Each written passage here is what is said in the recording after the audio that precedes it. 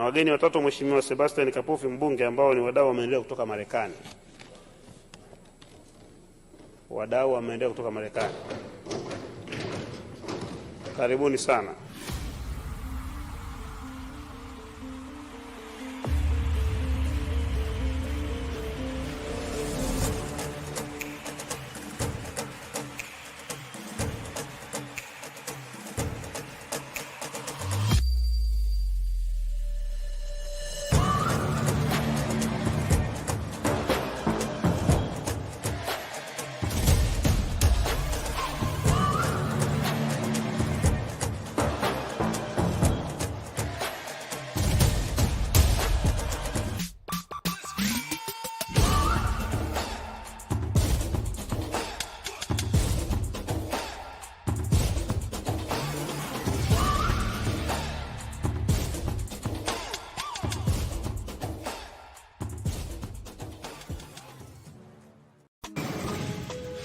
Container packed with supplies that need to make their way to families in Africa like yesterday. You said this is a 53-foot trailer? This trailer is packed with medical supplies destined to the motherland. We need to help get these out of here.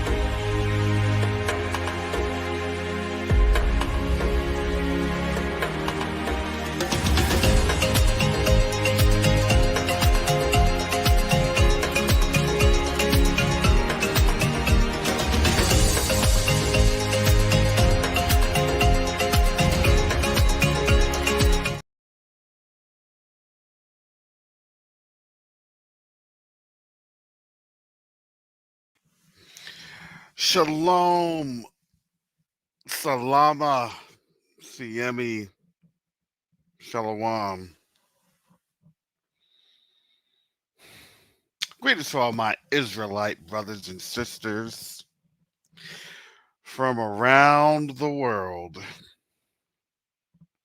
whether of the bloodline of Abraham, Isaac, and Jacob, the house of Israel. I said house, not state. House. It's a people. It's a bloodline. Or you are a Gentile grafted in adopted in.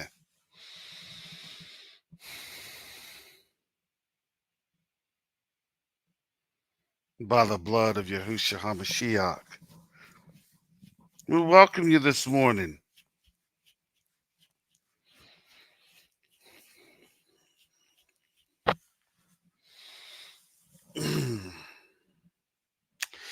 Because I always feel like somebody's watching me. Oh my goodness.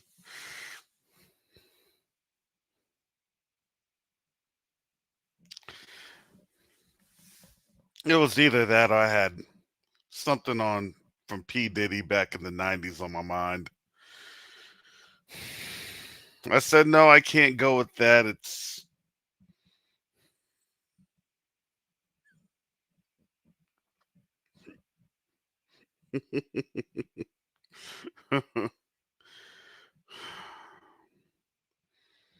because we got no time for fake while we're switching freestyle with these real from east to west coast or from the diaspora to the continent, spreading love. But nobody's really counting bank funds anymore. So all those songs that were a staple, at least in my childhood,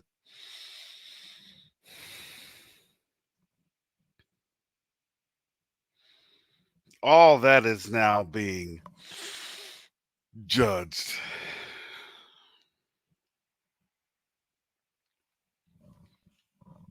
Yeah, I saw the highlight from the Cowboys game.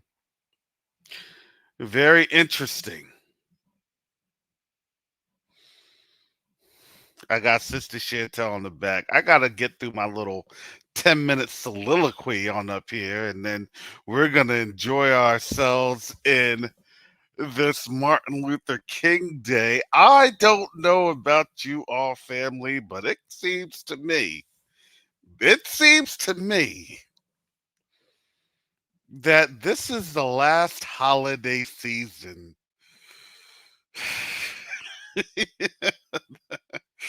Oh, seems to me it's looking that way, and we will discuss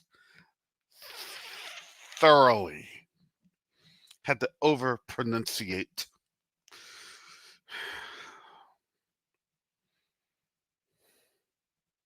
Family, last week we're in Micah chapter 5 and Habakkuk chapter 2. Shout out to Minister Yakoba and Teyu. Thank you, family. That we're all praying for them, for their health. Because I'm going to tell you, when you get attacked and you get spiritually attacked, look, your countenance can go, your health goes. It hurts. It truly does. And don't you think that right now, this spiritual, these spiritual forces are just going crazy? Because why? Because this kingdom is going away. The seat of its power is being tested.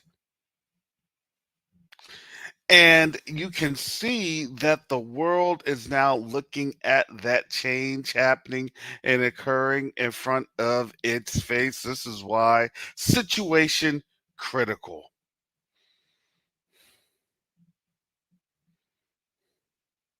Situation critical. Because the Most High was saying and doing everything that His Word says. Everything.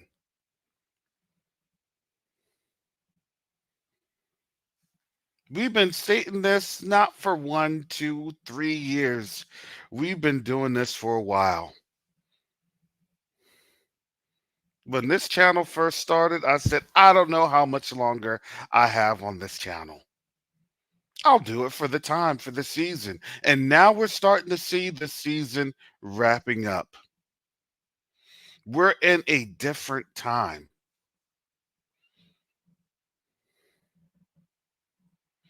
I'm not saying for folks to make rash moves. That's not what the Most High does.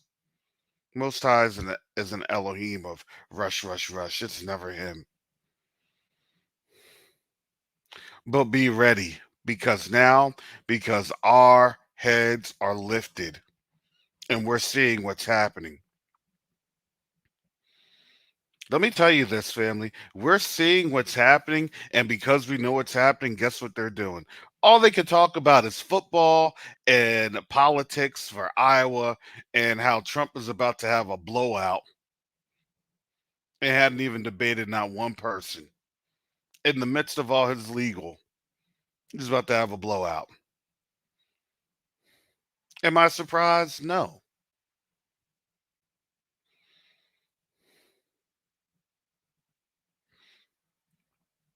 And all this while, states are freezing.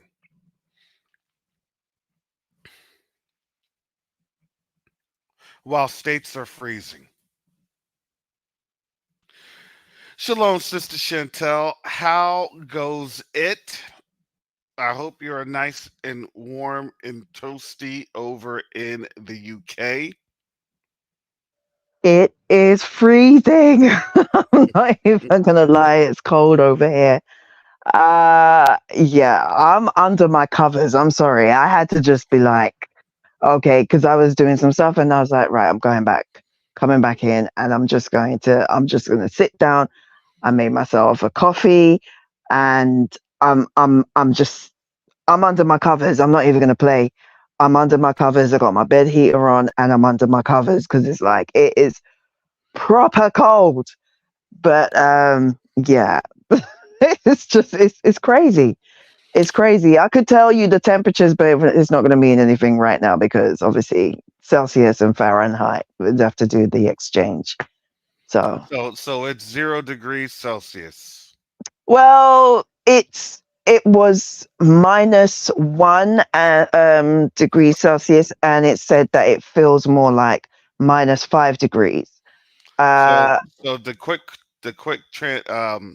uh the quick translation of that, or calculation, is basically it's about 30 to 31 degrees, and it feels like it's about mm, 20 degrees on out there. So it's cold out there in the UK. yeah, it's It's pretty cold out frosty. there. Hmm. The grass is nicely glistening in the sun. The sun's out, by So, the way. so let me tell you what many folks are dealing with here in the US. They're dealing with like negative 20 degrees Celsius. Oh no, That's real no, cold. Mhm. no, no, no, no, no. That's Yes, staying. That's that's put. dangerous. Oh Yeah, no, that's like having a tent. That's putting a tent in your house. yeah, yeah. It's dangerous. Folks' pipes are freezing. People are probably dying outside in their cars. It's a No, real catastrophe that's going on right now. and On here I top of am complaining. Oh my gosh, it's so cold over here. Like it's so frosty, like Jack Frost. hmm Honestly, darling. And you guys are going through -20. No, yeah, bro, that's just no. yeah, That's. I'm too scared to breathe because it might cut. yeah. They'll throw boiling water on out, and it just disintegrates, or it just turns into basically ice crystals. No, Exactly. that's crazy to me. That's oh no, that's crazy.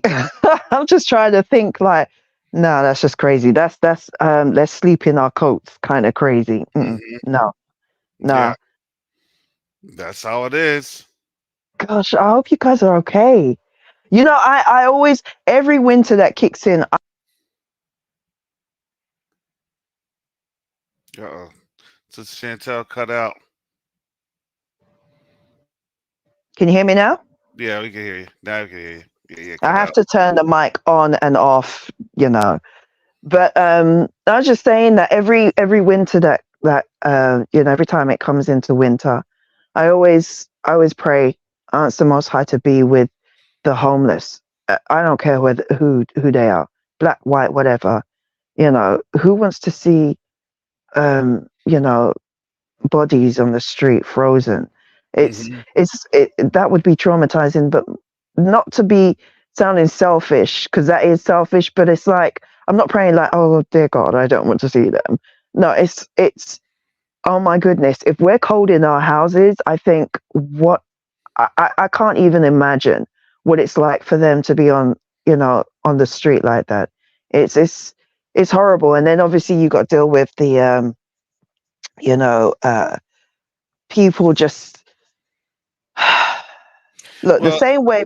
Yeah, well, sorry, let go me on. kind of give this give you this perspective. It's so cold that all the shelters are basically overrun. In Massachusetts, this is going on. The governor there is asking people to shelter immigrants or migrants, or however you want to call them, illegals, basically, in their uh homes. okay, can I just say something to that? Go You ahead. see all those politicians with their lovely big cushy houses. You got, excuse me, but you got a flipping big White House right there with loads of room. Hmm. Hmm. Go and shelter them there. Yep. Don't tell ordinary people you brought them over. This is your problem. You brought them over. Go shelter them in your own homes. You have a Hmm. problem, deal with it yourself. Otherwise, you should have left them where they were. Because South is warmer, So I don't know why you decided to bring them over here. Well, I know why. Or Well, here, we there. know why. That's Habakkuk chapter 2. We know why. Yeah, we know why. We know why. But, they don't know why. I'm talking about normal, everyday people. Most Mm. of them don't know why, and they're asking the questions. I mean, even before I woke up and Donald Trump was, uh, when he was building the wall, even when he was talking about building the wall, I just kept thinking, um, are you planning on keeping people in? Because I don't see you keeping people out. I knew that. But then when they started, when Biden started bringing people in, when it became apparent that they're not actually going to do anything about south of the border, I just realized, okay, they're trying to. They know that they're losing their power. They know that they're losing people. They know that they are becoming the minority.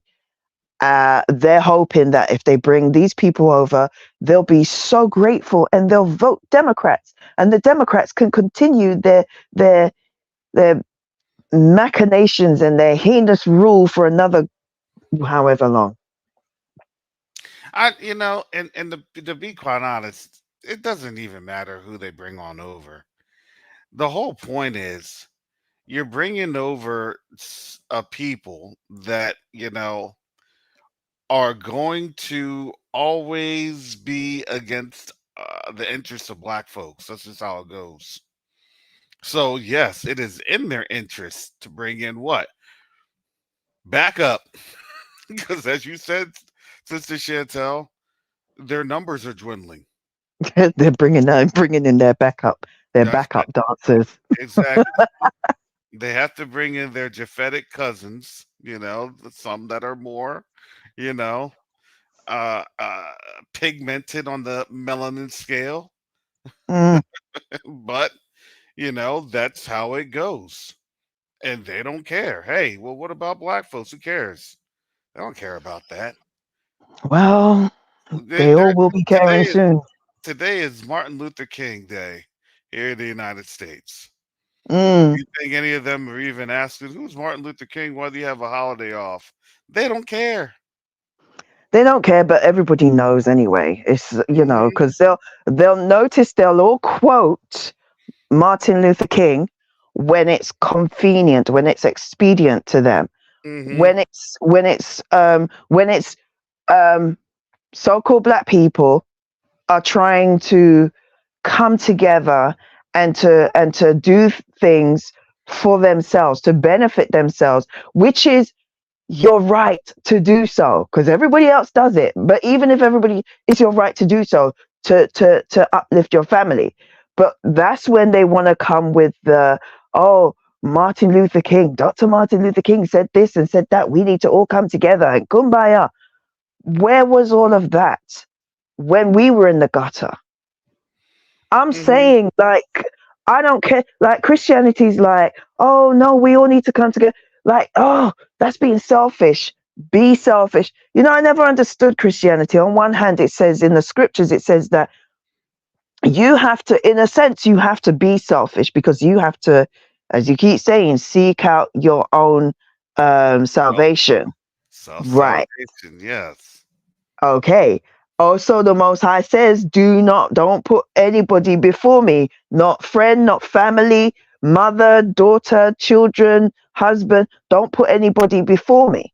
Right. So, in a sense, it's kind of not it sounds selfish, but it's not selfish. It's actually giving self over to the Most High, but to the untrained or the unintellectual mind, the biblically unintellectual mind, it would seem as selfish. Well, if you want to think that, go ahead, think that.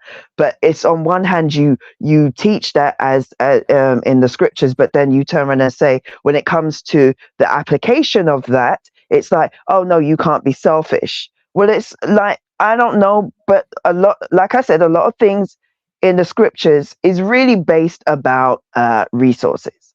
It's about, I mean, what's the whole point of us, and use this term, what's the whole point of us as Christians, and I say as Christians, like with that mentality, what was the whole point of going to church and being a good person so you could go to heaven and one day live in the new earth so that you can enjoy the resources of the blessed earth that's been made new again?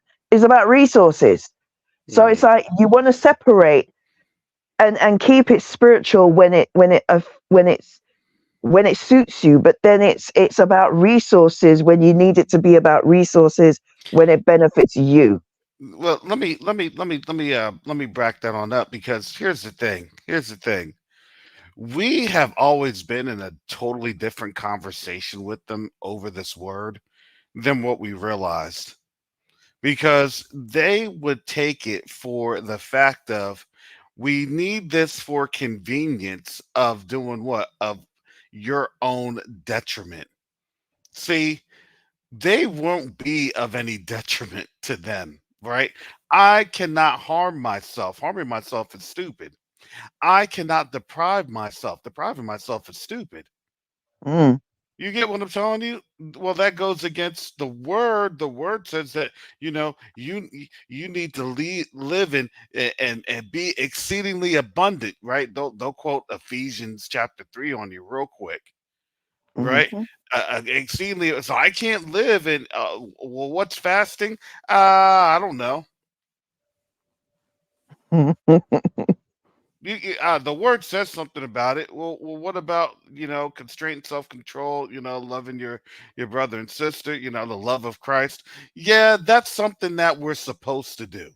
They don't do it. no.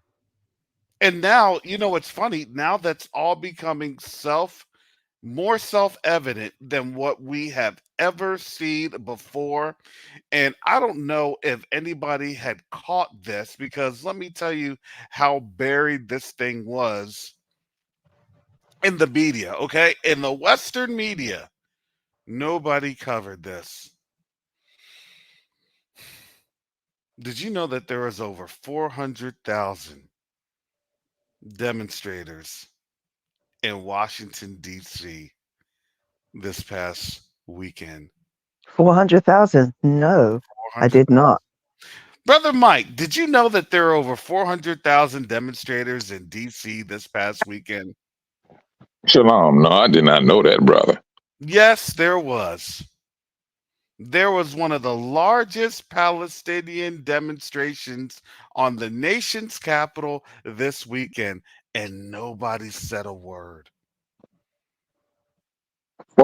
400? 400,000. Yeah, this ain't no small thing. 400,000. Nobody said a word.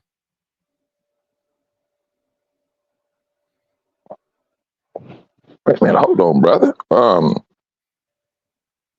What were they demonstrating about? About the atrocities going on in Gaza. We had the opposite 400,000? over here. They were 400,000? That's a protesting. lot. I mean, Sorry, I go on, mean, go on. no, No, I I was just mean gonna that. say, dude, the Yeah. contrast was, well, it wasn't that much. I don't know how many, but we had people protesting for the other side over here, Mm-hmm. capital. Yeah, because why? Because now they're in a tizzy. They're in Hmm. a tizzy because now here's the thing. And I had to think about this all weekend. I was like, Father, I said, this thing is about to come on quick. This thing's about to happen very, very quickly. This is why today's message is situation critical. Because why? I'm going to tell you, they are not going to let you know what's happening. Because you want to know why? Once you get a ruling in The Hague, do you know that the UN can vote on it no matter Hmm. no matter the Security Council?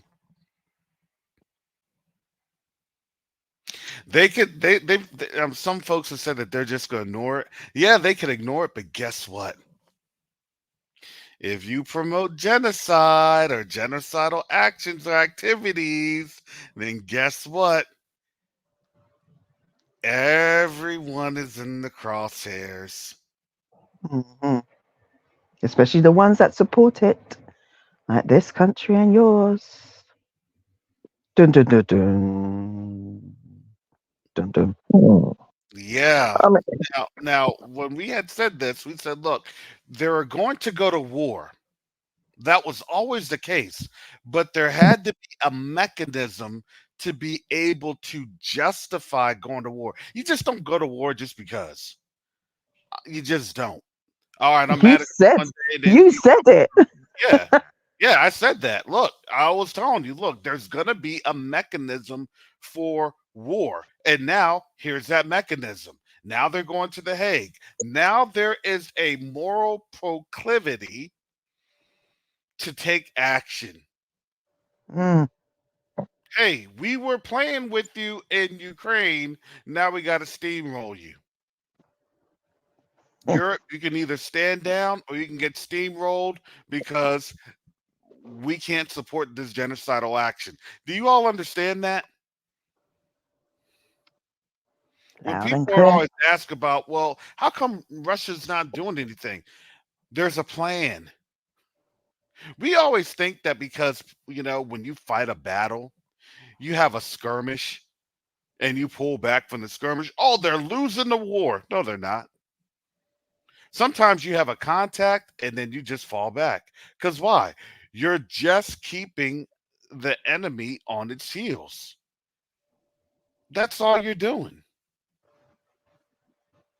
A contact and you're falling back. Oh, well, Russia's losing because but that's the simplistic nature, and this is why a lot of folks aren't war tacticians. So when I listen to folks online talk about, well, they're losing because of this and that, and they're doing this and that, and I'd always like to say, okay, well, let me check your military resume. What schools do you have? What training do you have? What posts did you serve in? What commands did you serve in? And that right there, I kind of have to laugh because I'm like, well, you know, some folks they can say some things, but honestly, they ain't qualified to even open their mouth about different subjects. And just because something's going on, people they're not understanding the strategic sleight of hand. They're freezing in Germany right now. It's unfreezing in Chicago. Exactly. What did they say? Chicago's now at risk? At an elevated risk potentially of what?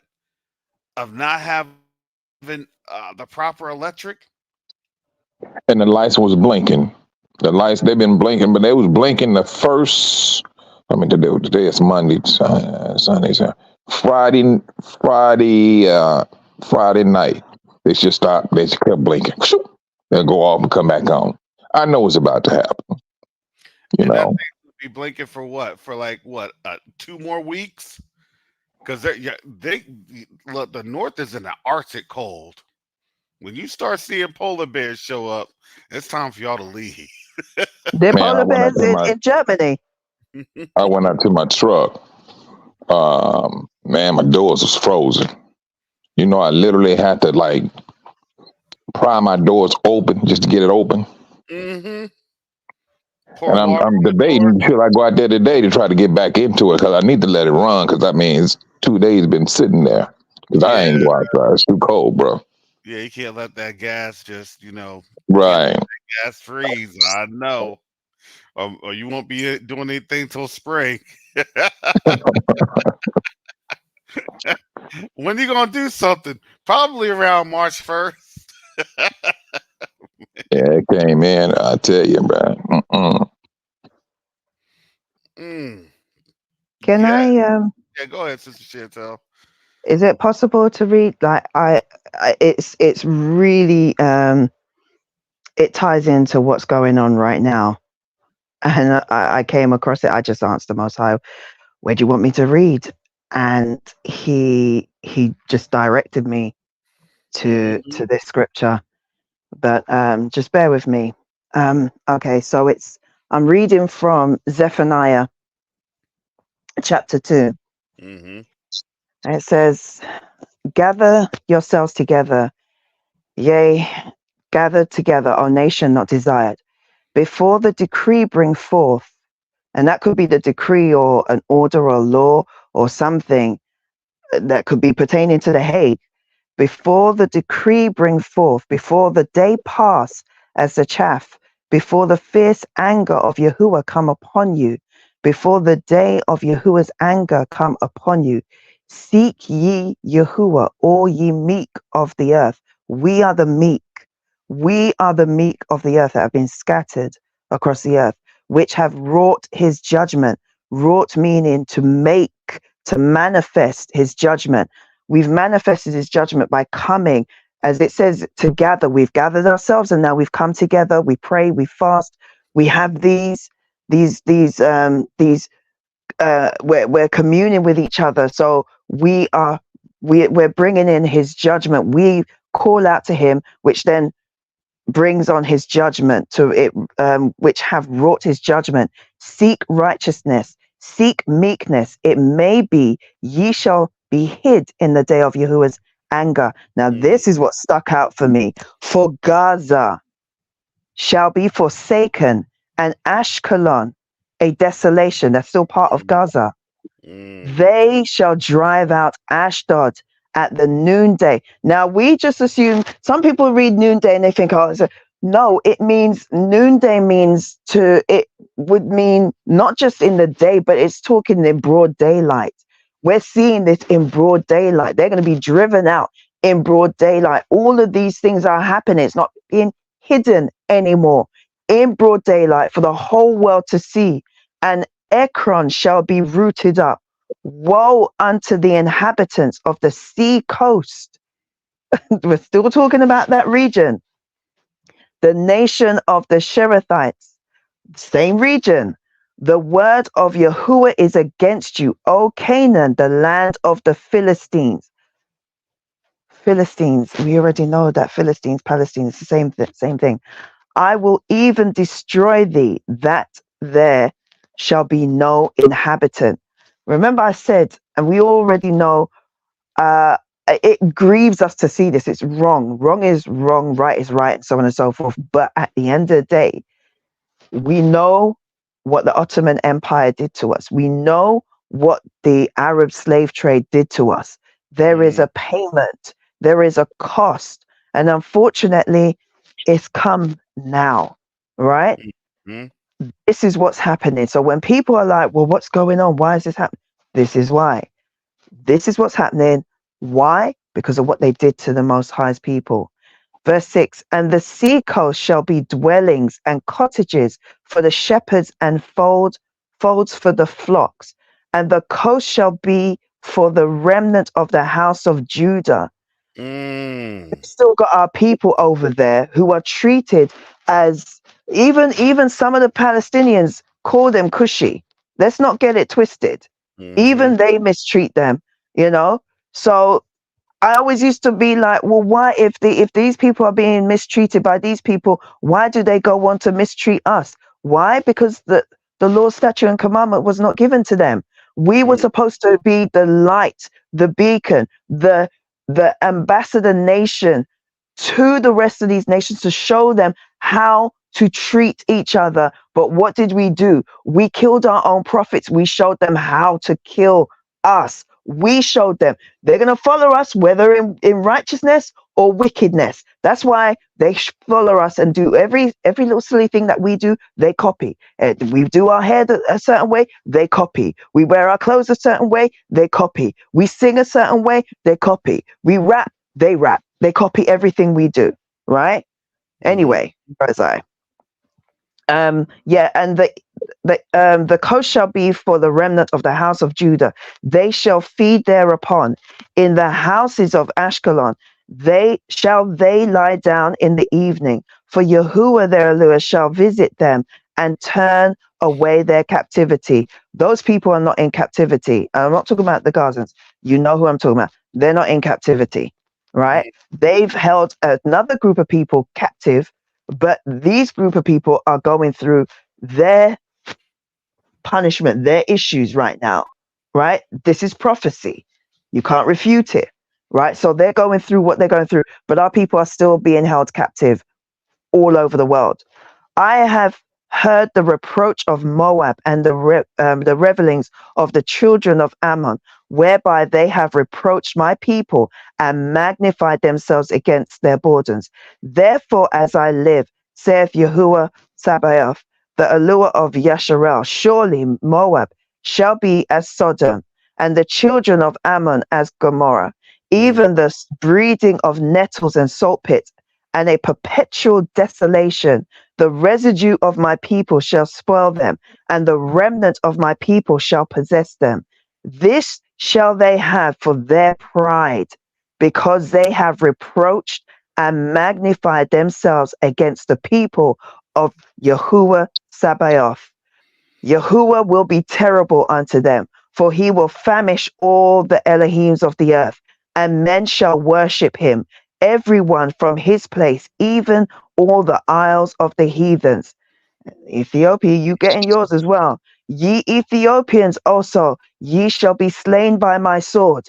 And he will stretch out his hand against the north and destroy Assyria, and will make Nineveh a desolation and dry like a wilderness. Now, the one thing that I found interesting, Nineveh, in chapter 1, Nineveh is being described as being desolate, just like how Babylon is. And at first I thought maybe it's another version of Babylon.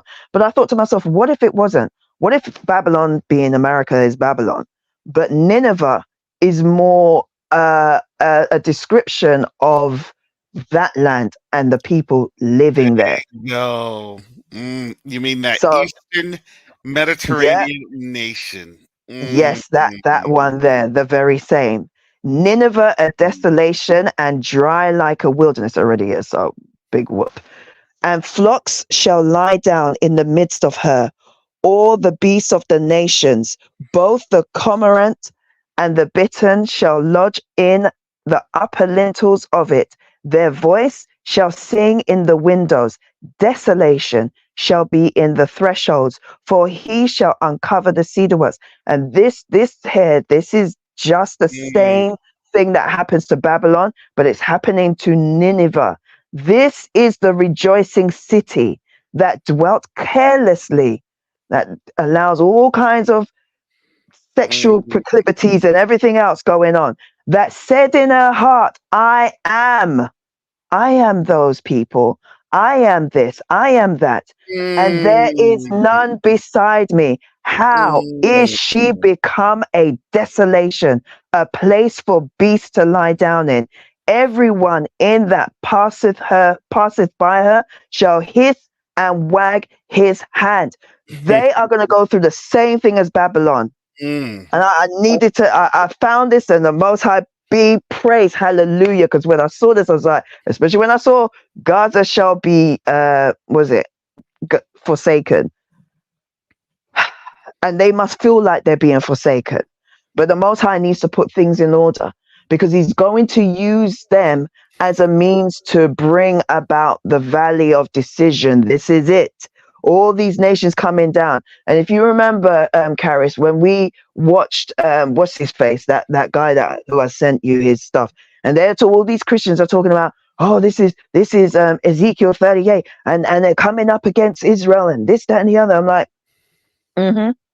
okay, all right, cool. Yeah. Oh, yeah. The other day they had on uh off grid. I gotta hand it to off grid. They'll give you some good information, but their eschatology is garbage. It's absolute garbage.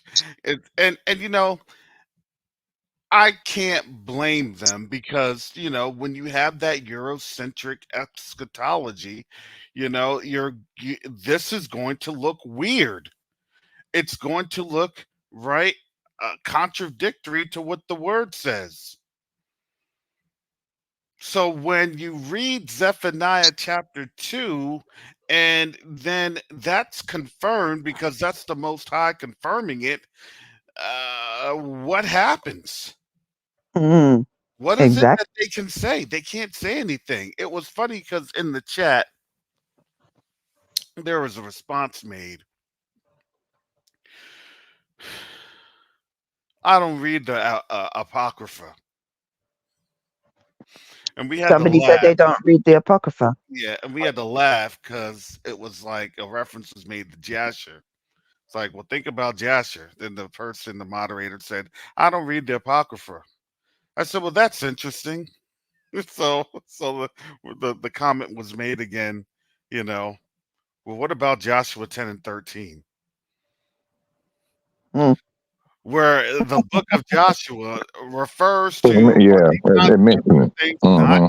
found in the book of Jasher. So then the question is, why did they take out the book and who took out the book? Because they lied to you all. Yeah. It would be the very same people who had it when you go to Isaiah 47. It says that they had this from the get-go. It says how it says verse 7, Isaiah 47 verse 7 says, and thou saidst, I shall be a lady forever. This is Babylon now. I Mm-hmm. shall be a lady forever, so that thou didst not lay these things to thy heart, neither didst remember the latter end of it. You have forgotten. They've had, see, when we go to books like the Apocrypha that they don't want to read, okay, go ahead. Don't read it. Don't read it. When you go to the Apocrypha and it talks about how the Gentiles opened up the book of the law, right, and sought Paint their description. to change their to put their images in. Yeah, when you read that, right, and it tells you, what does it say? First Maccabees 3, and laid open the book of the law, wherein the heathen had sought to paint the likeness of their images. Right, you have had this from the time of the Greeks. You had this. That's why the Apocrypha. That's why the New Testament is written in Greek and Aramaic.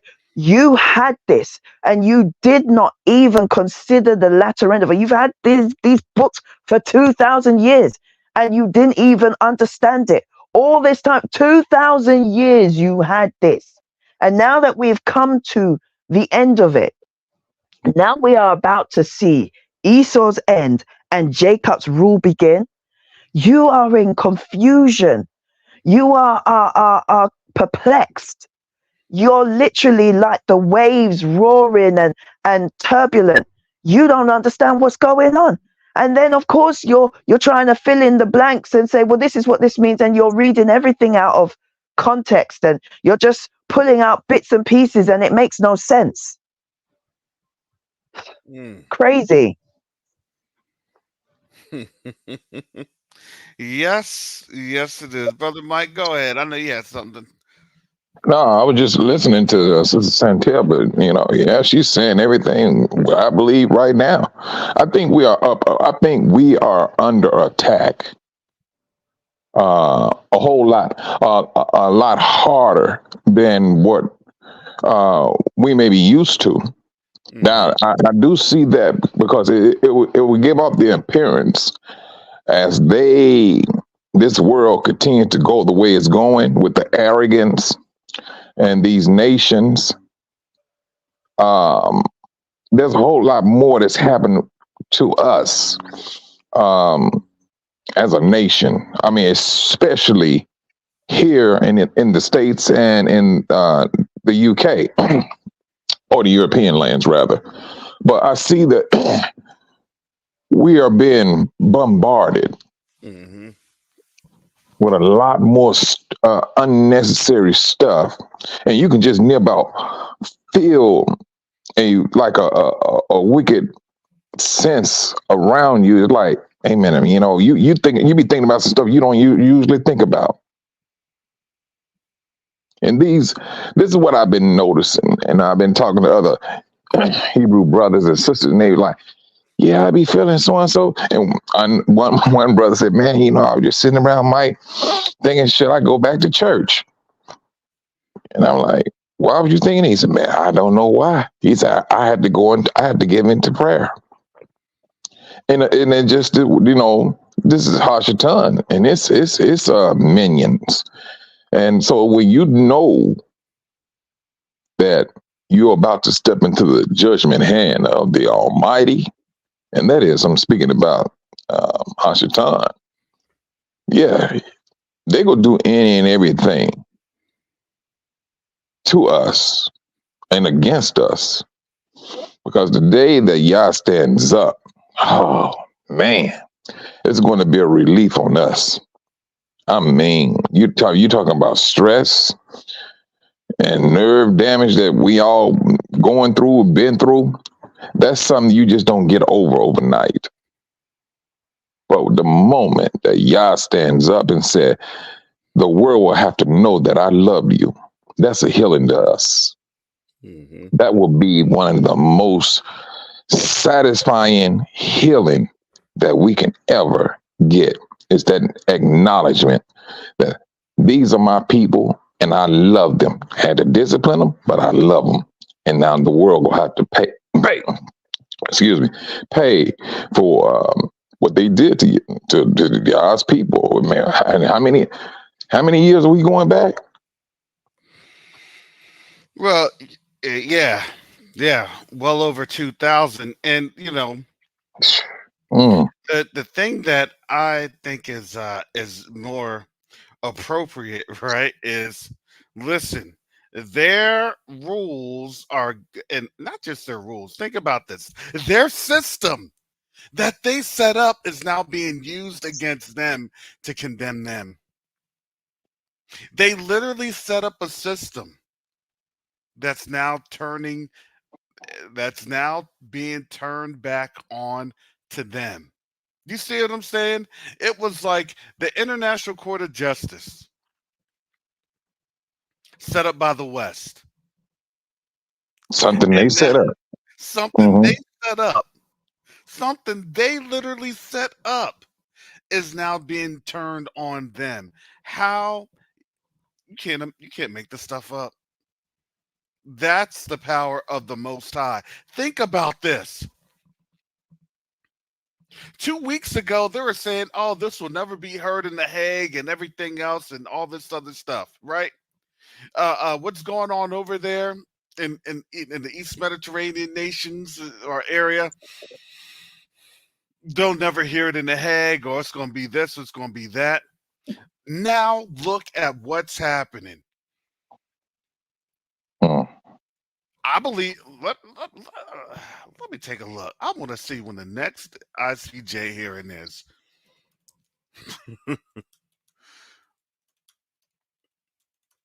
That is something else, bro. They get using their own system against themselves. Mm.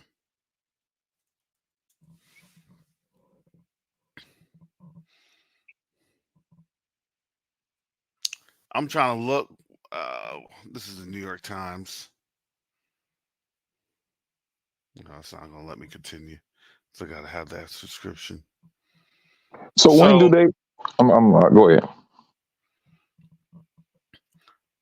Thursday. Oh, they're giving a revised schedule.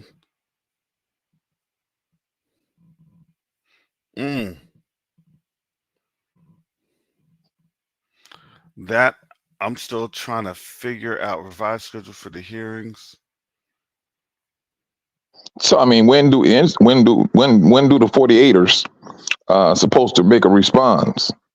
They did make their response, and remember that response was all copyrighted. Remember, we're trying to do that, Mike, for the Quest to Unite Africa News. Mm-hmm. So That response was out of order. That was just rude. oh, it was it was a terrible response, and that's why nobody can even get. No, we were trying to get the raw footage because that's something we're putting together, family. We're putting together Quest to Unite Africa News. And now we're really at that time in this particular period of maturation, for the most part, to where we see and understand where we're at in this time, because this time is very critical. We haven't even talked about the Houthis.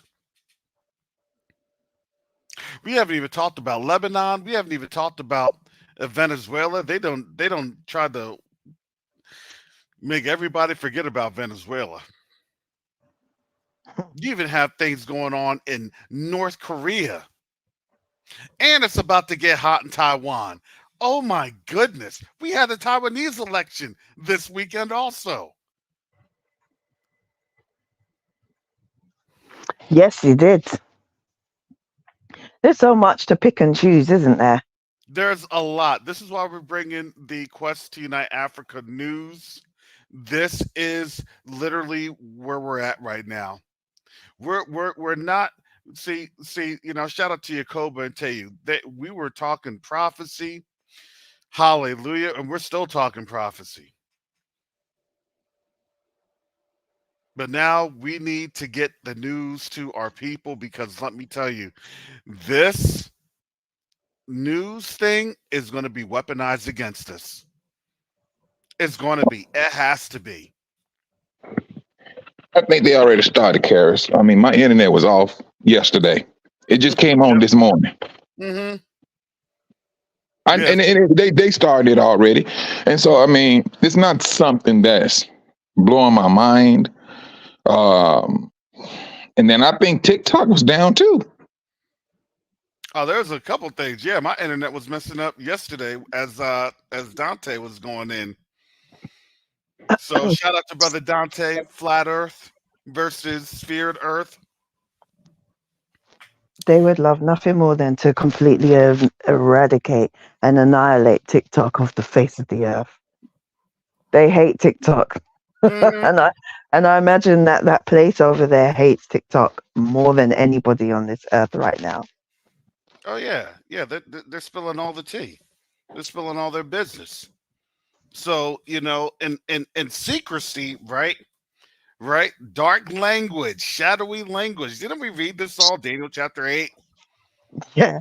If we would have gotten away with it if it wasn't for you pesky kids. If it wasn't for you pesky Israelites, we would have gotten away with this whole thing. You all wanted to get up and wake up and realize that you are the people, and then it really just threw a monkey wrench into things. Shame on you, Mike. Shame on you, Sister Chantel. And most of all, Shame on shame on them. me. Shame on me for Shame on them. Shame on them for thinking they could do this forever. And shame on them. Again, you had these books and you should have known. You should have known.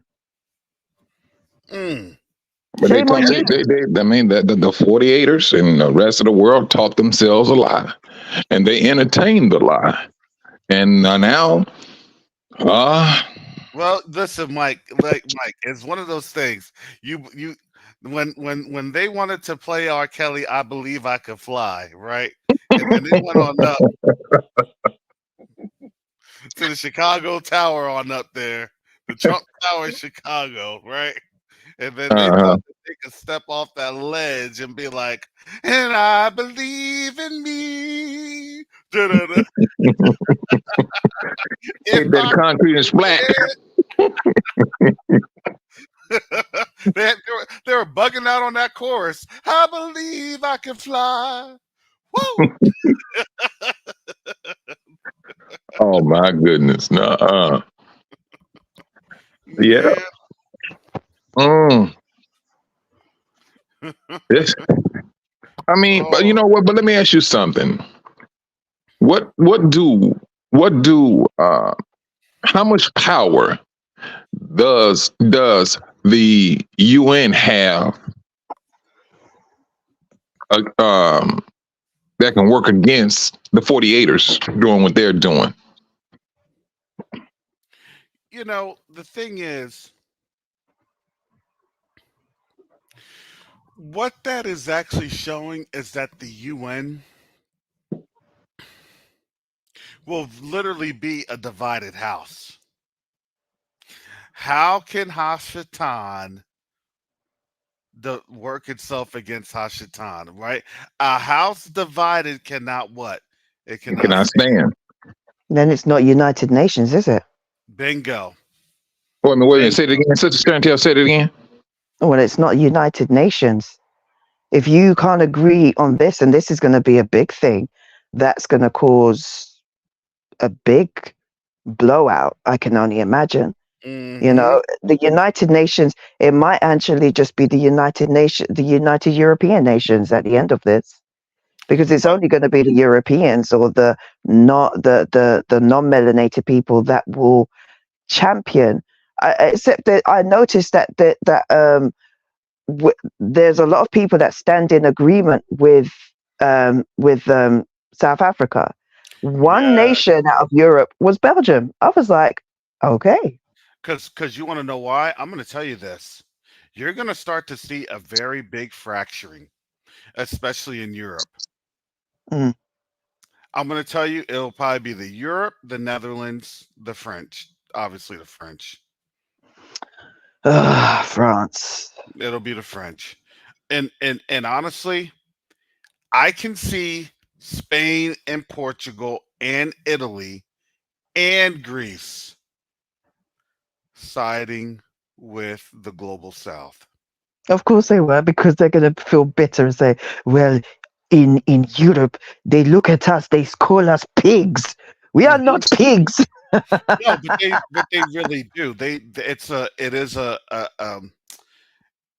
It is one of those things that they look at those southern European nations as inferior. They really do. Mm. And it's interesting to note that most of the products that go into Europe go through Portugal, Italy, Spain, and Greece. Yep. And they could be like, we're not part of you no more. It can stop with us. Go find your own method of getting these things. Bingo. And guess what? If they want it, then guess what? They'll tax them. So they'll be taxed and tariffed into oblivion. Hmm. Belgium's not a dummy. Denmark is not a dummy. Them Danes are not dumb. And German. France Yep. blows wherever the wind goes, or And goes wherever the wind blows, should I say? yeah, That came out wrong. yeah. Charles Buster's right. They hate pain. Yep. They hate that Mr. T. Jacoba was telling them what are they bringing pain. Hey, Got one. Pain. Yeah. yeah, that was funny. That is the French don't like. I like watching Macron. Like what I really like is these you know, I like seeing the videos that are talking about how Africa is kicking Macron out. What I really like about those videos is the thumbnails. Hmm. Seeing the pain on his face, the AI version Oh of his yeah. images. I love looking at it. I'll just look at it. I'll click those pictures and be like, I need to make like a scrapbook of this, you know? Oh, those African news channels go in on Macron with them Yeah, man, they AI, ain't playing. those AI images. Oh my goodness. That is funny. That is funny. Oh yeah, and we done. Yeah, you're right, sister, Corinne. And we done forgot about Iran. Man, Mm. with the Houthis, this thing ain't. This thing isn't gonna stop. This thing Oh, is not gonna stop. it kind of feels like the Valley of Jehoshaphat to me. Yep, and Garth has, and we have Tunnel Gate, and we Yeah, got Tunnel Gate. But Tunnel Gate. we already understand Tunnel Gate. I'm not going to touch that here on this channel because that's what that's what they're waiting for me to step on into. That's funny. It's funny because like we know this is uh Joel chapter 3, but Hmm. these Christians think that they're in Ezekiel 38. I'm Yeah. like, it's really funny. It's really funny because it's like they ignore everything else, all the other criteria for this thing to work. I mean, before you get there, Israel has to be in the land where there was no war, where they've been at Hmm. peace. And they have to be there for about, what, at least 1,000 years. Yeah. That hasn't happened. So I don't know, man. These Christians, they're a bit, Yeah, yeah. they got their timeline off. Cause I didn't, cause I was, well, how in the world are they getting this in 1,000 years? Hmm. You know, but the way Christians teach is we all one. We all gonna, everybody nobody is greater than nobody else. And then how they teach, God did away with Israel. They're no longer his people. So a lot of the stuff they be talking, it just falls on a deaf ear. I mean, and it's Oh, really falling on a deaf ear a whole lot harder now because you got people that's leaving churches because now they starting asking questions that they cannot get answers from their preachers. And a lot of these preachers know exactly what the Bible is saying and how they need to go about, but they just tickling the ear mhm. and they loving You, that stuff. you know, Christians, they do teach a hierarchy. They really do. They like to They pretend do. that they don't, but Yes, they they do. do. They teach it Uh-huh. in word and deed. I mean, when you flick through these pages of their publications and all you ever see is white images. You might get the odd one or two African people, and you'll get a native Indian with their headdress that are raising up out of the ground to be raptured or something along them lines. And one Indian woman in her sari, a Mexican, like everybody's wearing their native traditional dress, their clothes and everything, but the Europeans is in their suit and their tie and their, it's just weird. It's weird. Like you're weird. Like, but the majority of the people that are going to heaven are white people. It's Europeans.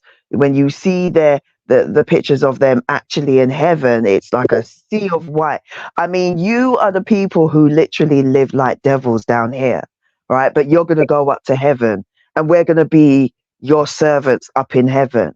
I mean, the arrogancy of these people, it knows no end. It's a continuation. If they could, oh my gosh, like they would have us serving them for all eternity.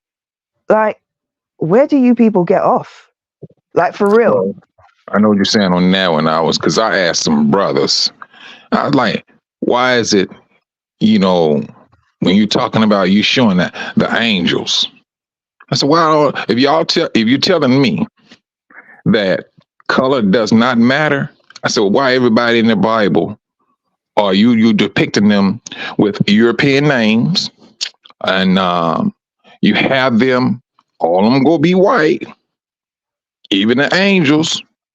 Mm. And one brother told me, he said, well, no, that's depending on the location.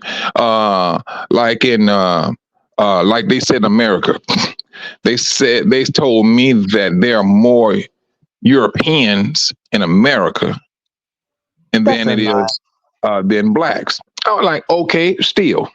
I said, go with that. If that's how you want to do it, all right. I said, but if you want to stick with what the Bible said, I went to Solomon. What's that? In the Song of Solomon, when he was describing himself, saying he was skinny and black and things, and I said, so now you know who he is. He's telling you his color. Why do you all have a problem putting that in a picture? I said, every time you look, I'm sorry. Well, you got to remember, it's an infinity of empowerment, right? If you are traditionally going to overpower someone, right? This is why they know this is their craftiness, right? It's crafty counsel, right? I'm going to empower you because I'm going to tell you that your Elohim that we stole from, that literally Paul went up to tell us about. Because why? Because even what does it even say in Acts that they had something some sort of effigy set up to an unknown god? So they didn't know anybody. Paul came on out there, was telling them about the Elohim of the Bible, the Elohim of the Israelites. And then what did they do? Then they took that name and then they took that image, right? And then that's how they were able to then empower themselves against us. This is why, the Pope will say, "Oh, I prayed to a black Jesus and a black Madonna," but they don't want to have that shown anywhere else there in the Vatican or in Rome or in Italy. Because why? Because the world has to believe that their color of Christ, the image of Christ, is their image. Because why? Because that's all part of the game of empowerment. Mm. It's That's also, so yeah. go Go and ahead. finish your. No, I was gonna say finish your thought. I'll say what you're saying Yeah. afterwards. When you're saying, okay, well, scientifically speaking, yeah, well, scientifically speaking, we all know that he wasn't really, really white, right? Well, then what color was he? This is why it's so important when it's like, ask the question, what color was he? It was olive. But you get what I'm saying? So Did you say olive? Yeah. I he would go was, with black. I would go with black olive. yeah, he was a No, green he was marsh. green. Yeah, because Hmm. No. What they would say is that he's that olive oil color. Like when you put olive oil on white skin and it has that slight, I don't know what. That's what they probably think. See, they always try to move the bench a little bit.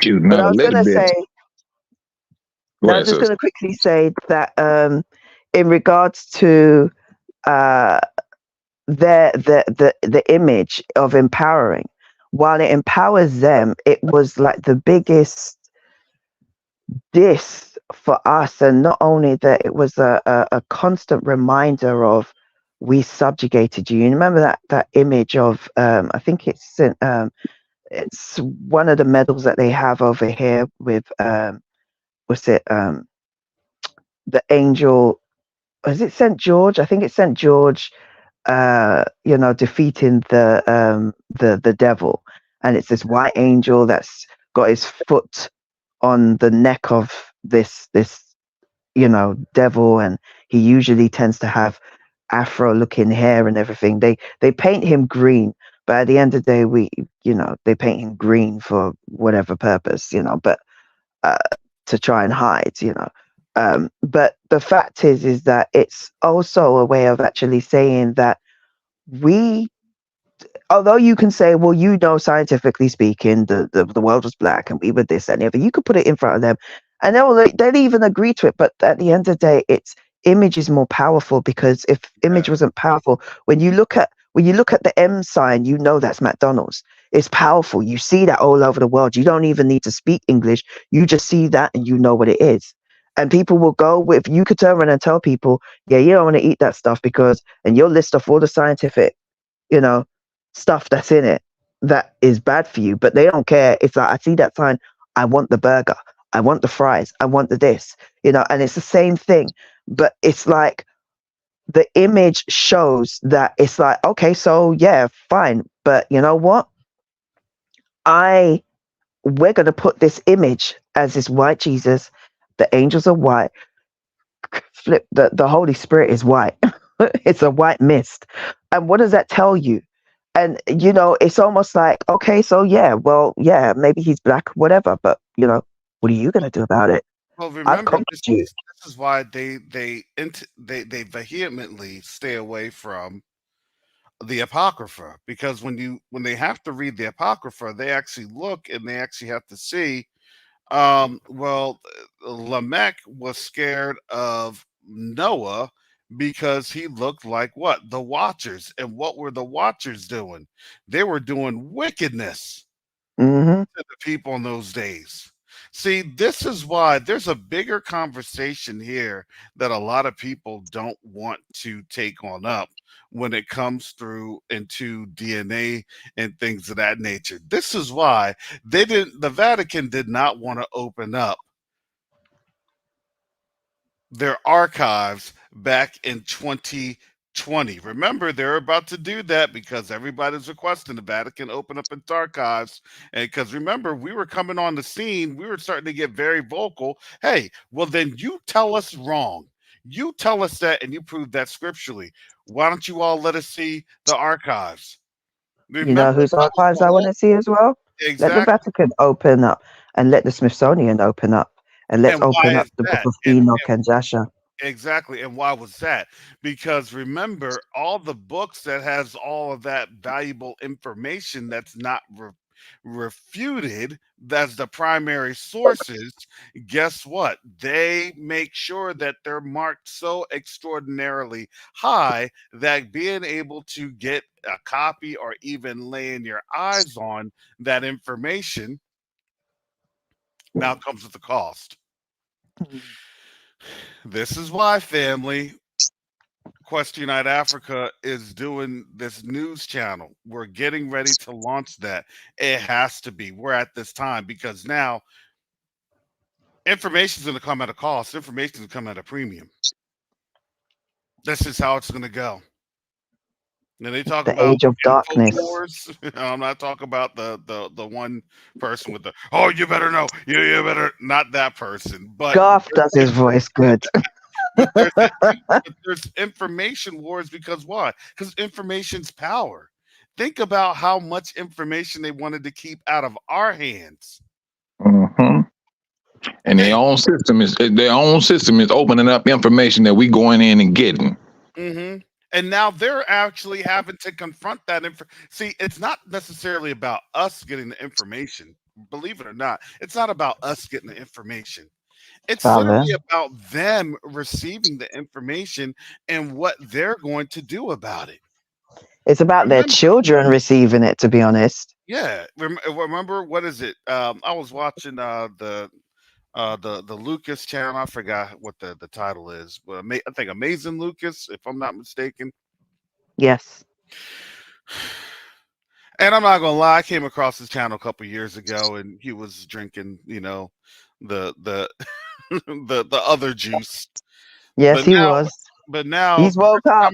but now this time around, I'm like, oh, I can actually listen to this brother. And it's like, and he's calling it on out because why? Because the truth was always there. It was just, how were you going to ever respond to it? And now here's the thing. Now it's going to be harder for them to respond to it because I'm telling you, they don't even want to tell them about The Hague. They don't want to tell them about what's happening. Because why? Because this is their defining moment. Do you know Christians are calling it a persecution on God's people? I kid you not. They are calling it a persecution. And they're going to have to spin the narrative. They have to spin the narrative. Okay, well then, and here's the thing. Here's the thing. The more that they say that, the more that they open up themselves to, okay, if they're really God's people, then explain to them that conversion thing, that they even understand. See, that's the hard reality. These are the hard truths that, look, if you spend too much of your political capital, right? If you drain too much of your political capital, you can't just label folks this and that and look at what you're doing. They dug themselves right into the hole. Remember we said that? We said, look, they're going to dig themselves into the hole because, of all the anti-stuff and anti-stuff and anti-stuff, and they literally dug themselves right into the hole. Mm-hmm. Well, not agreeing with genocide is anti. I know, it's the weirdest thing. Then you can't condemn a certain funny mustache man for what he did. Then can you? If you're going to go down that path. But you get what I'm saying? So now bingo. So now there it is. Now this is a Pandora's box that's being kicked. And another element of this is, if people didn't understand this, what literally ended up happening this week was that Africa rose. If you didn't know what actually ended up happening this week, Africa rose. Because why? Because that showed the power that South Africa had to be able to have their case heard in front of a Eurocentric crowd. Karis. That was against their most, and let me tell you, and not just the Eurocentric crowd, but that's their Eurocentric personification of their chosen people. Yes. Arise, shine, for thy light is come upon, for thy light and the glory of Yahuwah is risen upon thee. For behold, the darkness shall cover the earth and gross darkness to people. But Yahuwah shall rise upon thee, and his glory shall be seen upon thee. Does and the anybody Gentiles. have the Strong's coalition? Because I want to see, the gross darkness in the Strong's, right?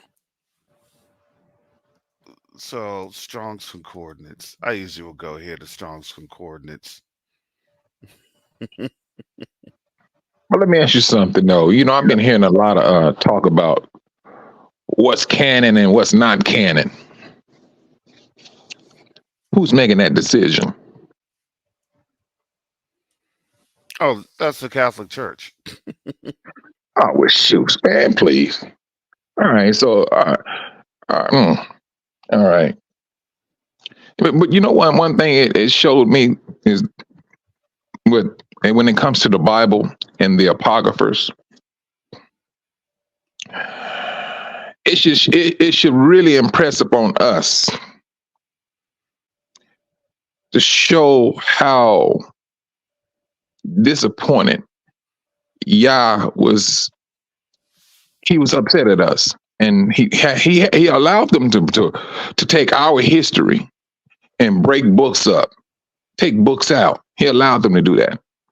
Now we have 1,000 years that we about to approach, And I would say that should be 1,000 years. We put our books back together the way they should be put back together. Because the Catholic religion, they thinking that, hey, no, we're the mouthpiece of the Almighty God. That's the illusion that they're going with. But this should really impress upon us going forward. We know where we came from. We know what the persecution that our forefathers went through and what we went through, and we're not trying to go back down that road again. Let me break this on down with what Sister Chantel had just spoken about. I'm here at Bible Hub.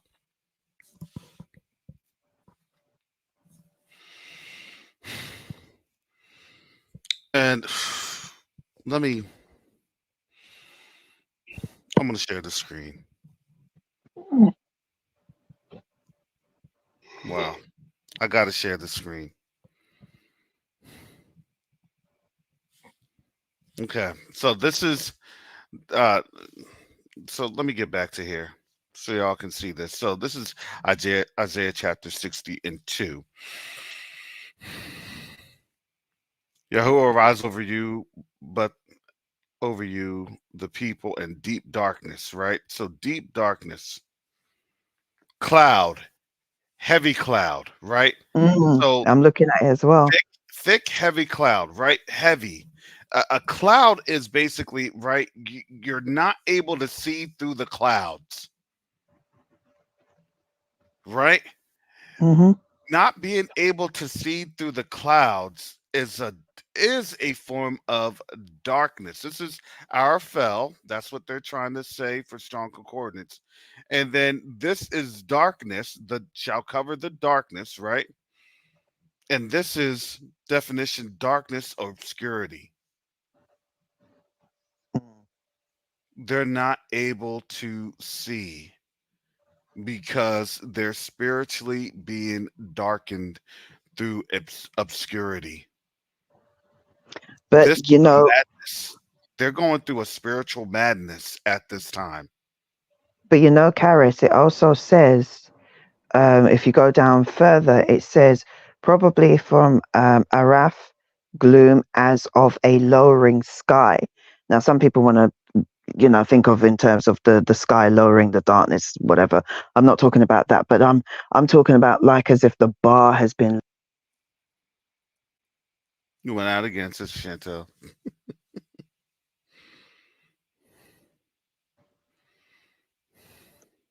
You got to turn the mic on and off again, I think.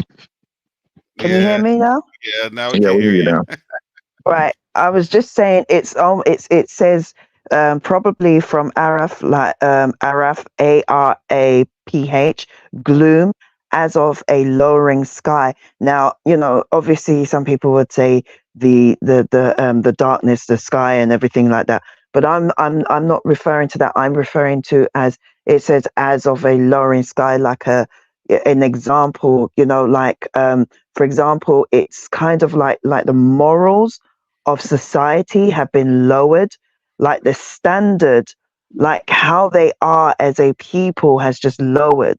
They're lowering themselves into darkness, like almost willingly, like they're willing to just go deeper into the darkness, deeper into this gloomy mindset.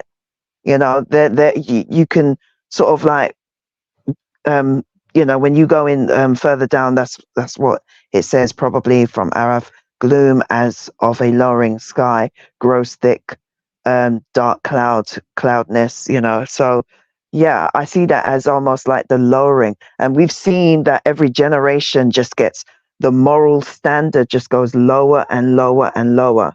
But why is that being lowered and lowered and lowered? Because why? Because they're in obscurity. Mm-hmm. They can't see things. So if you can't see things, guess what you're going to do? You're going to go right back into what? Into your flesh. And you're going to behave with what? Your carnal and fleshly desires. Because why? Because all you're doing is just operating obscurity. So of course things are going to get lowered because why? If I read the word and I see, well, the word isn't really, what it is that I want it to be. I don't want to deal with that. I don't want to turn around. Oh, I don't want to repent.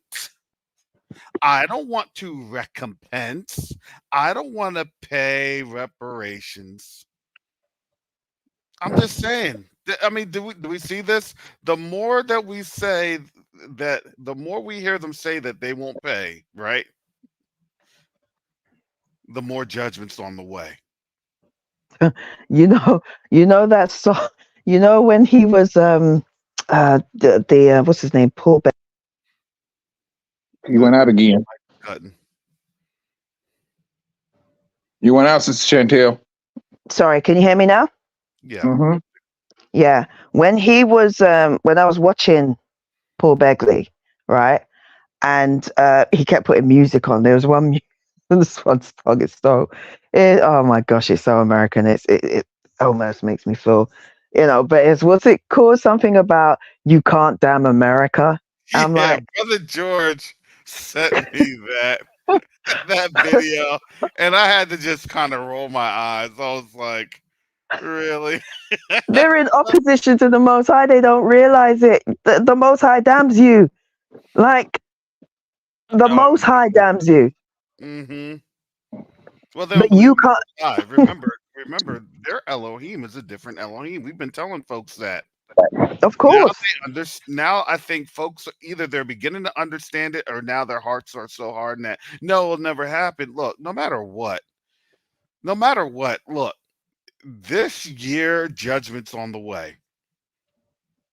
And now they can see it. See, do you understand how scared they are? Because now they realize that they could be overtaken even right now, even today, with folks that they're letting through like it's easy, like there's no tomorrow. Mm. But that's why it says in Habakkuk chapter 2 that they'll take this taunting proverb. Hey, I'm just going to I'm just paraphrasing it. Go ahead and bring in as many people as you want. But those are going to be the same people that's going to make you trip and fall and stumble, and they're ultimately going to lead to your demise. I'm paraphrasing Habakkuk chapter 2. Go ahead and send in, and let me just bring this into context for what's really happening in this day. Because why? Because it said in that vision, at the end, it shall speak to it. Let me tell you this, and as plain as it can be made in Habakkuk chapter 2. Go ahead and try to bring over people so you don't pay us, so you don't reimburse us, so you don't make things right for your wickedness. And those same people that you bring on over is going to lead to your downfall.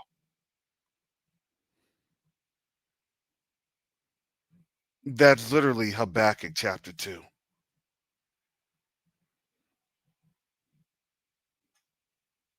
He says, Now we see it. Go ahead, Sister Shetta. yeah, Brother Charles West says, the interesting thing is this type of darkness always precedes a storm. And that is Mm, so true. That is man, so true. let me just read that again. This is Charles West. The interesting thing is this type of darkness always precedes a storm. And it is so calm when it's always dark like that, but then it just starts to blow. See, the wind is starting to blow. Mm. Mm. Well, they say when they shall say peace and safety, and they've been saying that a lot. We need peace and safety. We need to return. We need things to go back to the way it was. We need law and order. We need that new order. We need peace and security. They've been throwing that around so many times. When they say peace and safety, then shall sudden destruction come upon them. And we're not even at the sudden destruction, because this thing is just a gradual thing of warning shots. The sudden destruction, it's so funny, because this is, I agree with everything Jacoba was saying last night. I missed the live, but I missed it by about an hour. I was like, oh, good grief. So I started watching it, and it's like when he was saying the stars coming down, men's hearts failing them for fear and everything like that, the things that are to come on the earth. I've always believed that. This is why I keep saying, when you go to Obadiah, where it says about, sorry, I don't like to just, sorry, give me a second. Okay, where it says Obadiah 4, though thou exalt thyself as the eagle, and though thou set thy nest amongst the stars, thence will I bring thee down, saith Yahuwah. Like, I kept thinking, well, none of us really believe these people went to up there. It's the firmament. Like, just stop. So if it's not talking about that, right? You know, if we know it's not talking about them, then what stars are they talking about? What stars is the Most High trying to show us? That these people have made their nest, they've made their bed, as it were, literally and figuratively speaking, with the stars. They've mixed. They want to have this. They want to play with the big boys. They want to have this coalition with these fallen angels. That's when the Most High says, from thence will I bring thee down. The Most High has only ever destroyed these other nations, or gets involved with these other nations, for two reasons. One, because they keep coming up against us. When they come up, when they when they harm us, that's when the Most High steps in. When they're doing what they're doing, he pretty much leaves them alone. The other time is when they start involving, and their numbers start to increase in the wickedness, because of their mixing with these entities, right? And that's why it says, thence will I bring thee down, saith Yahuwah. They're starting to mix. Remember, Yahusha said, as it was in the days of Noah. What were they doing in the days of Noah? Sometimes, in order for you to know what's going on here, you have to know what was going on back then and look at what's going on now. For some people, they believe what happened in there back then, but don't want to see what's happening now. But most people, they can see what's happening now, but don't want to agree or believe the book of Noah. They don't want to believe that man was mixed in with the angels. So, but then when you see what they're doing now, are they creating chimeras? Are they mixing seeds? Are they doing all these reprobate things? Yes. So if they're doing it now, they did it then, right? And if they're doing it, what else are they mixing? You know? So when I read that, every time I read that, you exalt yourself as the eagle, and you want to set your nest amongst the stars. You want to do what these angels have done, and you want to do it with them. And the Most High is angry because you want to do. Remember, the whole thing, what they want is to bring about the pre-flood. Yes. What they had before the flood. So the Most High knew this. They want to do what they did then. They attempted to do it after the flood, during the time of Babylon, or Babel, the Tower of Babel, right?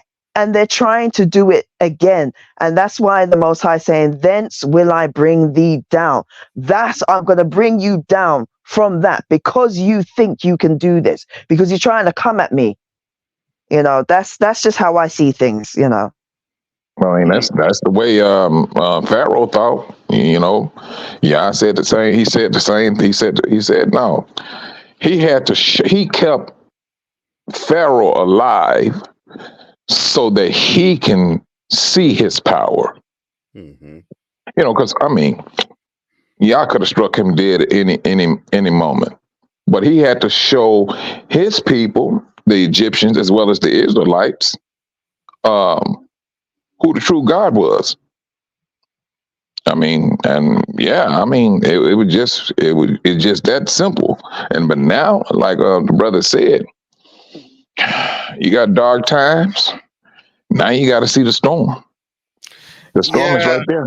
Mike, someone, this is from Godson. He said they're talking about a brain virus that's 100% fatal. Of course, all these things are now 100% fatal because I don't know, but there was a certain percentage that probably took a shot that probably allowed for this, fatality of this certain brain virus, to have it to be lethal. I'm just saying. Or maybe too much thinking for them is fatal. When they Now when that they hear the truth. Mm. now this is going to lead up to like it's about that time. The Exodus, I tell you. I mean, if that is true, I mean, at least I haven't heard nobody getting a brain virus. I heard of I this mean, story yesterday from Poplar Report. So mhm. I did see this. I did hear of it. I What just did they say? Like, I mean, what was the gist of the virus? What was it making I people do? I don't honestly. I didn't really go deep into the video. I didn't even click on the video, but I saw that it was being said on the video, Mhm. and I just said, you know what? We'll see how this thing kind of comes about, in these next couple of days, because they're always are going to try and say, well, this is hitting or that's hitting, and um, we'll see. Mm, mm, You mm, know, so we'll so that's why I say, look, I heard it, but I really won't comment on it until, you know, really they give it more credence. Because if they give it credence, yeah, it's called virus. I saw that. It's called the X virus. Surprise, surprise, mm, So, so we'll see. But I've always said, look, the more that they don't want to pay, the more judgment comes their way. mm, mm, mm. Here we go. Now we got another pandemic starting, epidemic. Who knows? But hey, this is what they wanted. This is what they want to bring about. And so I mean, but they didn't. They don't. They didn't count. It's just like when this AIDS epidemic hit. Um, they were thinking that disease was stay in Africa. They was not hoping that disease would jump. And when it jumped, they always put us as um, the ones who was more susceptible of getting HIV. But when that thing hit Hollywood, it went through Hollywood like there was no tomorrow, and it wasn't a lot of black people. Mm.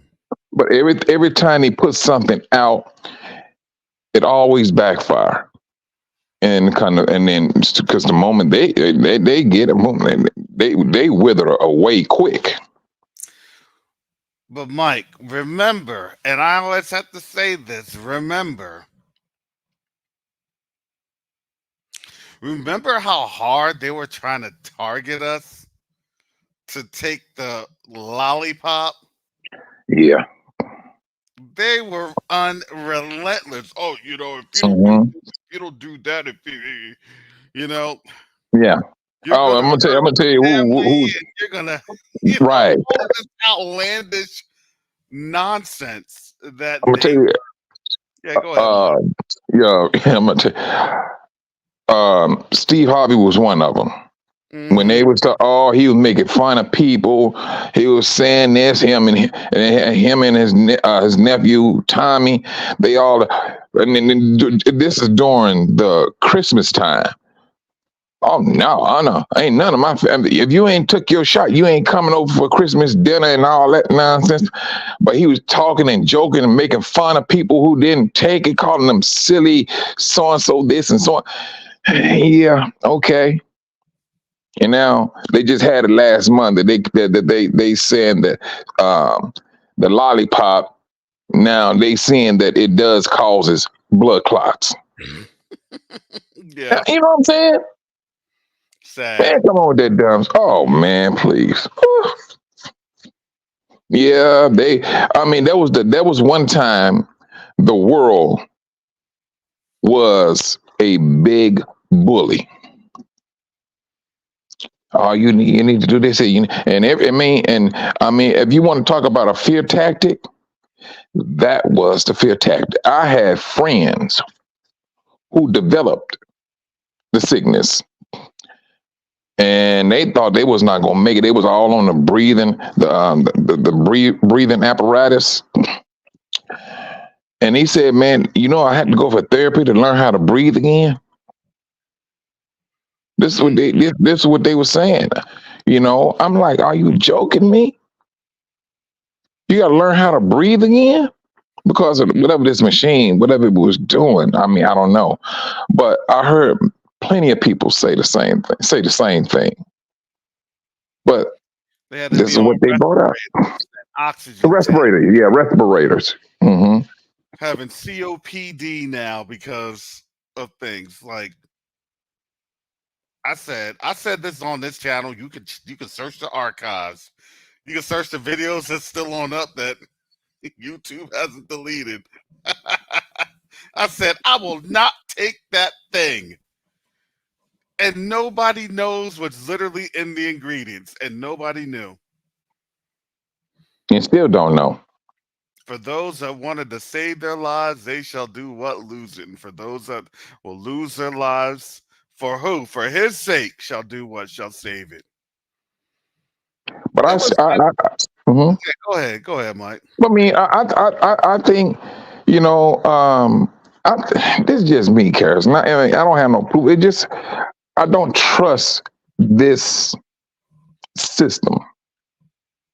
I don't. If they want to give it to you in a massive dosage, all right, chemtrail, put it in the air. Call some of these processing companies and tell them to put it in some of the foods. I don't trust this system because it's just like when he asked that question about, hey, are any of you all having this certain type of issue and things of that nature? And when I really truly read what he was saying, I'm like, well, dadgummit, yeah, I'm having the same thing. Karis, I work out every day, bro. I lift weights, hop on the treadmill, and I fast throughout the day for like 2 or 3 days straight. Mm-hmm. And everything he was saying was going through. I was like, yeah, I'm having this stuff here. And so it's leading me to think, I mean, is this stuff in our food? Because, Karis, I don't know. Because the thing about it is I'm a slave. We are all slaves to the local grocery store, to the local food processors, because we don't grow our own stuff. We don't know what we're eating. And I seriously believe that is something that they are putting in our foods, and maybe that lollipop. I'm just saying maybe. I'm not saying it is. Now remember this. Now this is shout out to Sister Shetler. There was something wrong with that shot when they made it illegal for folks to sue the lollipop makers. You knew something was. I said, yeah, folks is gonna get killed. These folks are gonna get deleted, and they were just lining up in their cars to get deleted. I said, it literally wasn't a funny or joking matter, but they were getting drive-through deletions. Drive-through deletions. You know what? But the funny thing I would say about that, Karis, is this. When it first started to happen, And people start asking questions. All right, what's in it? Yeah, exactly. That woke everybody up when they couldn't get the ingredients of it. I was like, They're you like, expect me? they're like, salt, saline, listen, just take it. Take what? That Yeah. was a major turnoff for black folks. It was like, And then they tried to come back at us saying, "Oh well, we understand the history of what this country did to black people, using them as test subjects and things." Yeah, but this lollipop, you need this because then they go say you are at a higher mortality rate being people of color. That's how they were spinning that nonsense. I'm like, yeah, okay. Yeah, they were. And then black folks are looking at them like, you think we're just born? We were born on a day, but it wasn't yesterday. Get out of here with I mean, they spent it. I mean, and I know they was paying. I know they was paying some of these actors to get up there, especially Steve Harvey. He was one of them. He was on his show and he was near about talking about it every single day. that. Yeah, That's the thing he was doing. of course they're shortening jail time because you weren't going to be making it in 24 months. Get everything and your boosters to comply so you don't go back in jail. No, because you're going to be you're going to be about to sentence yourself into a casket. Off the top. Man, please. Yeah, that lollipop. And man, but when that thing first started, Karis, man, it went through Italy like it was no, oh man, it went through them. I mean, I was like, what? One guy was telling me, yeah, his sister was in the bedroom and she was dead. You know, she was deleted, rather. I'm sorry. And so, I mean, I don't know what it was, but when they started talking about black people this and black people that, and I know the history, I was like, yep, I ain't messing with that. I can tell you that right now. I was like, if I get it, I'm gonna have to deal with it. And that was my mentality. I'm gonna deal with it like it's a cold. Do what I need to do and things of that nature, and we move on. You know, but you know, they really truly shot that down people's throat. And I believe that year or the following year, they said it was estimated of 500,000 Americans that died from that disease. What did they say, Mike? They were saying, listen. I shouldn't laugh, but listen. They were saying that they were going to give you a box of Krispy Kreme. Made me mad. What it? Your life is only worth a box of Krispy Kreme. You want to know how insulting that is? If you don't think that wickedness does not ensue in this place. Well, I think that was a softer landing. Now they would say we'll get we'll give you a 30-piece bucket of chicken. Now we would have said something about that. They're like, hold on, now you striking too low. So they go with the donuts. 30-piece with a dozen biscuits. Yeah, now we talking. Which arm? Which arm? Left or right? No, yeah, but they always try to pull us into something for us to be the people, the first and foremost people out there to do some stuff. And it's not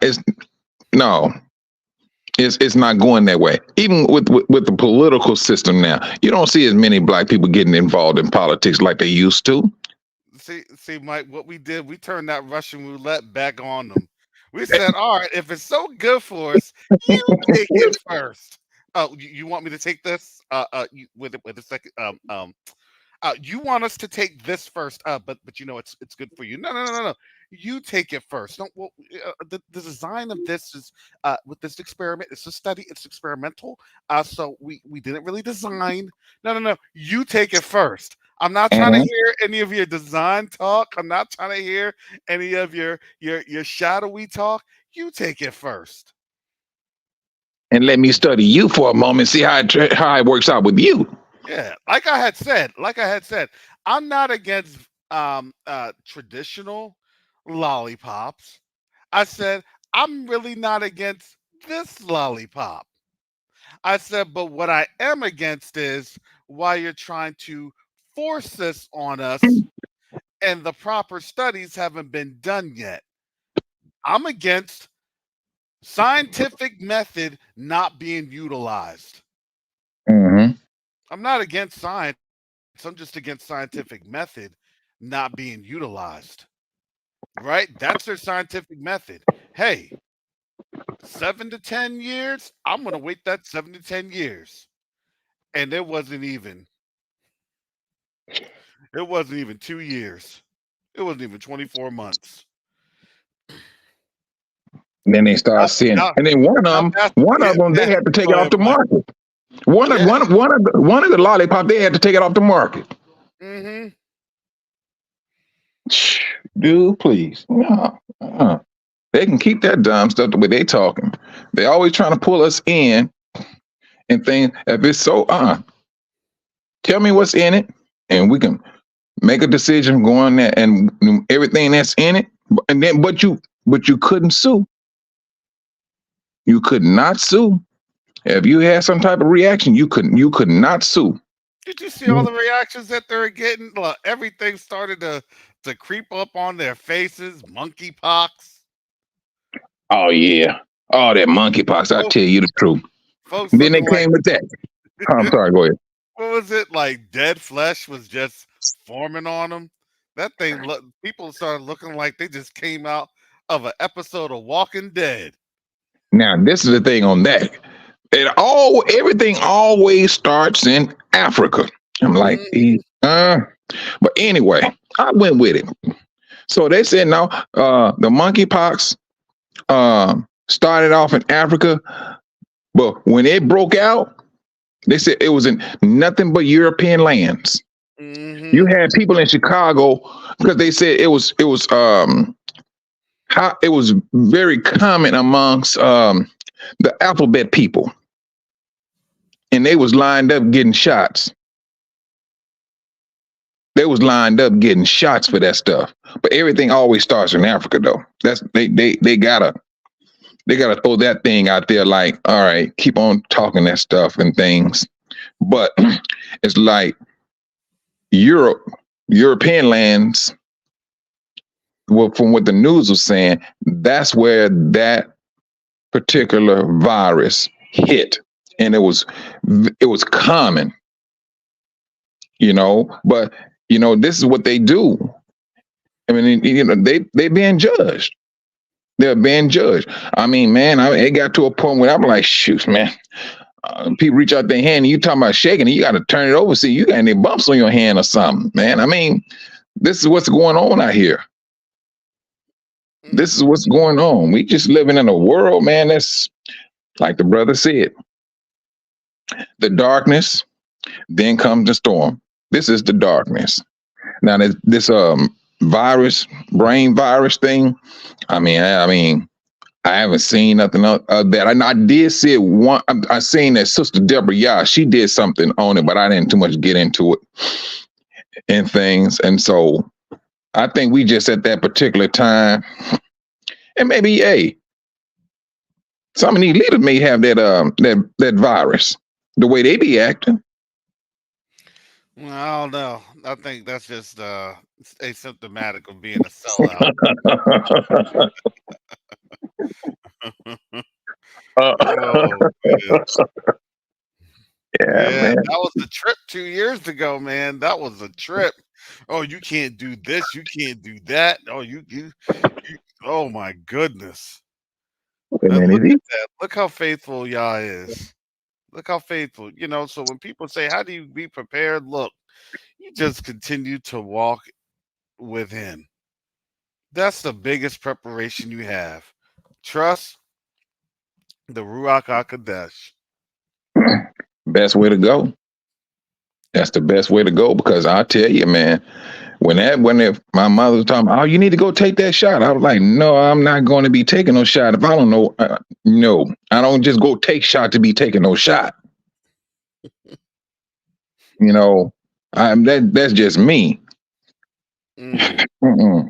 Well, look, I mean, look, they were trying to threaten economic imperil. They were trying to get you with the finances. They were trying to do all this other stuff. And it was like, okay. And we just kept going on. Cause here's the thing. I think to be honest, Mm-hmm. there were some stalwarts in our community. In our community, we were some stalwarts. Look, nobody was gonna come to us with no nonsense. Hey, listen, they said like the lollipop rate was only like for our people only around less than 30%. Less than 30%. Mm. Our people had gotten the memo. They said that their rate was like well over 70%. Well And, over. and they got the data to prove it. Hmm. They have the data to prove that. Mm. What country was that? The European country that had a 100% um lollipop Lollipop. rate. I'm not even sure. Oh man, they was all Gentiles though. Yeah, it's Europe. Yeah. It's Europe. Mm.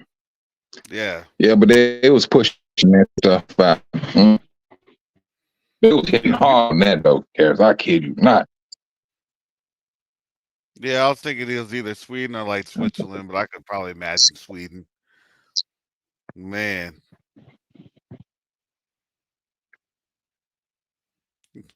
sister love, lady loving kindness. Shalom. Shalom, family. Brother How you Cass, doing, how are sis? you? I'm fine. Yeah, I had to jump on when you started talking about the lollipops, Hmm. you know, and I just want to read this.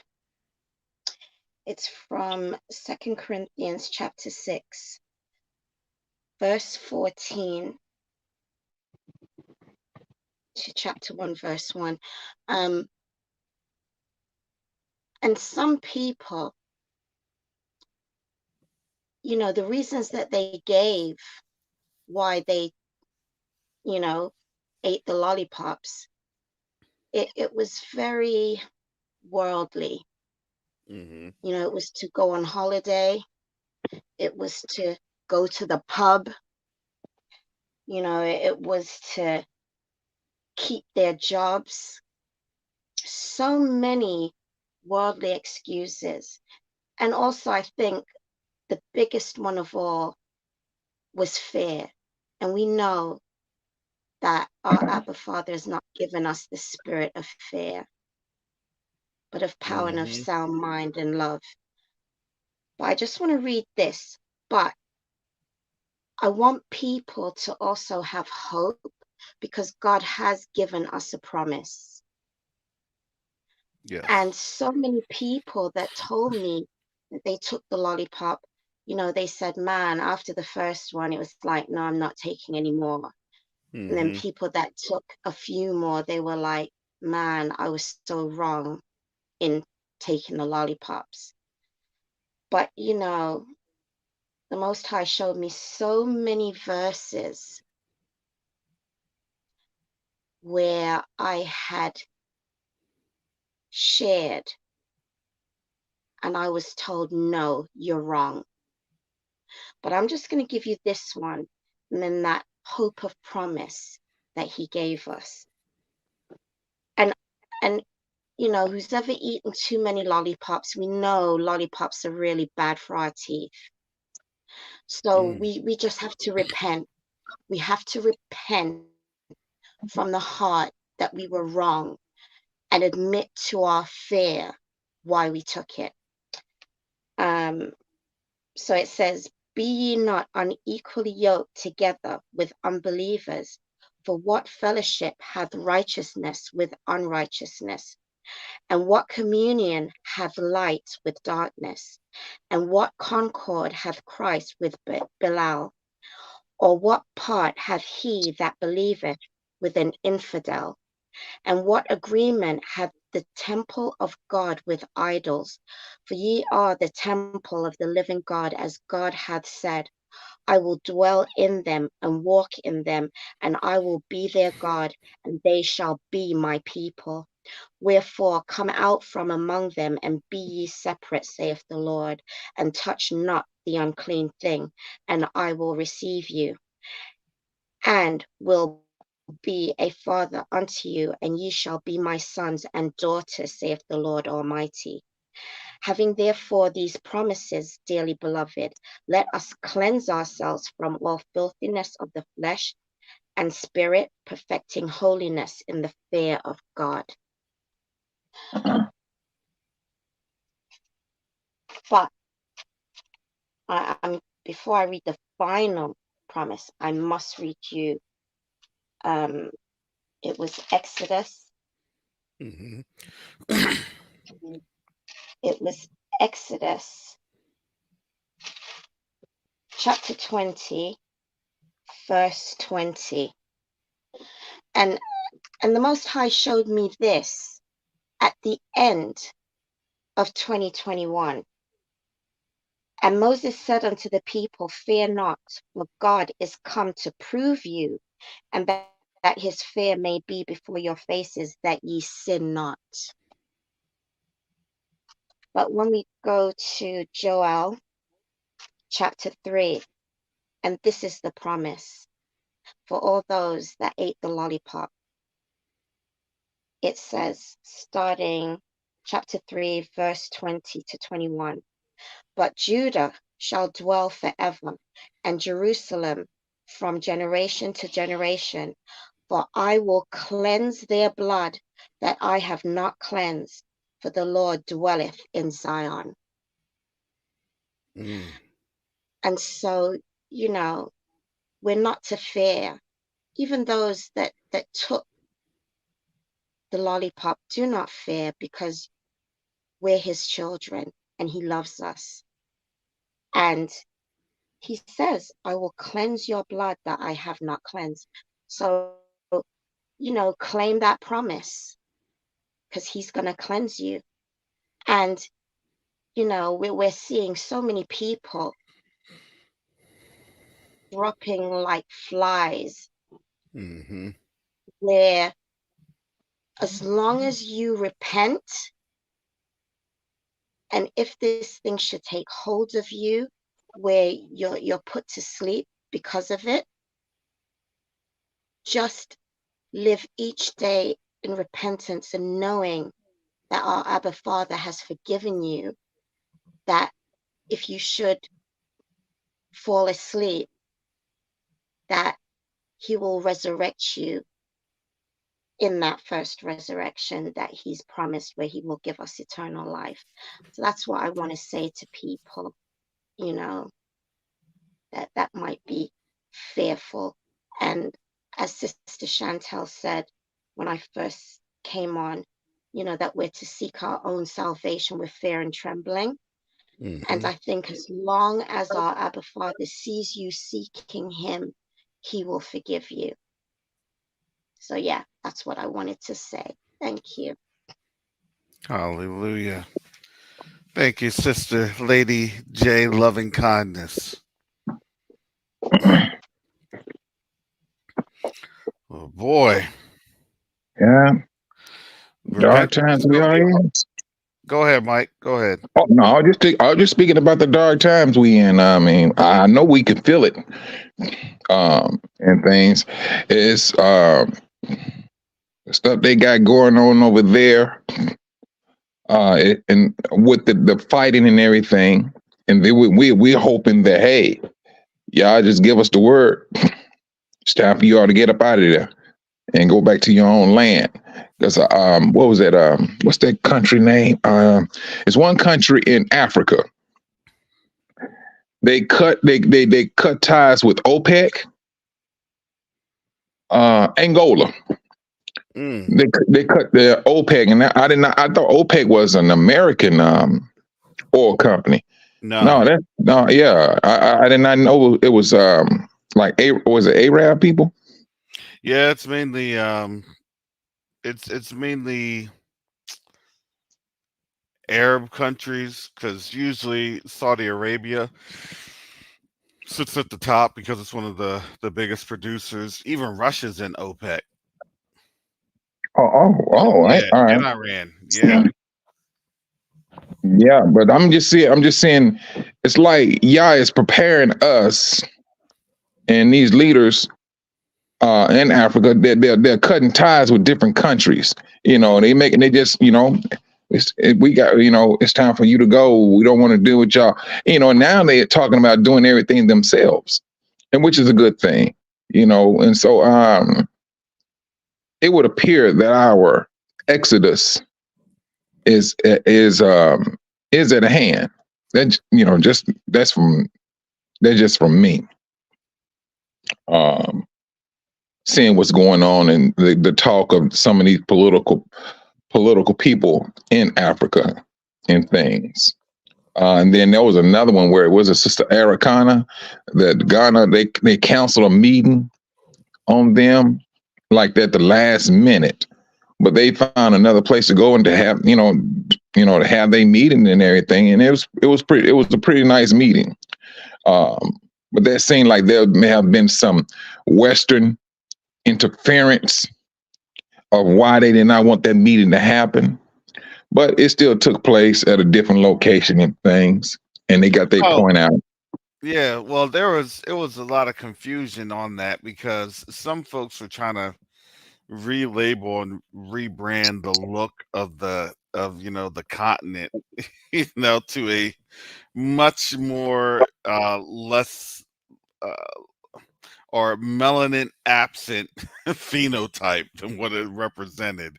So that was really the one of the cruxes that people had an issue with and took offense with, which is only fair. You can't be having something that's obviously European looking, right? Represent the African continent. Just being honest, you know what I'm saying? I mean, just being fair. So that was one of the concerns Mm, mm, mm. that was stated. So yeah, so we're seeing a lot of solidarity that's occurring because think about this: we're now in the backdrop of all these other nations literally going to war. So think about if you've been a nation that has been traditionally, you know, um, monitored and controlled by Western nations, and now their manpower is literally looking grim because why? Because folks are dying, being deleted, self deletions, medical deletions, and now I they're trying. deletion. What's that, Mike? I said AI deletion. Yeah, for the I'll put most that past the people. part, right? So their Mm. resources aren't there to really control and dominate the continent like it used to. So if they're not there to control and dominate, then guess what? Now really the foot is coming off of the necks of a lot of these African nations. And now they can see it. They know that there's blood in the water, and that blood is self inflicted.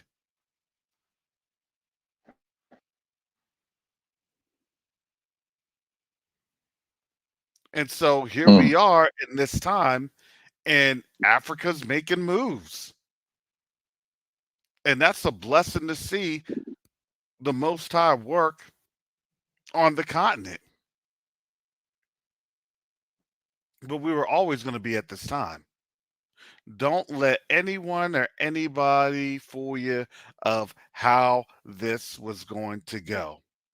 We were always going to be in this time. Now, in this time, now folks have to understand what it is that they're seeing. They have to. We don't have much time left here. We're not just repenting, we're now have to prepare. Prepare for when these lights go out. Prepare for when these things start to overtake, because these days are coming. We see it. Look, do you see how quickly it was when Putin said a few years ago, hey, we're about to go in and do this and do this and do this with the special military operation? And the world was like, they're not going to do it. Let's just enjoy Beijing. Let's enjoy the Olympics.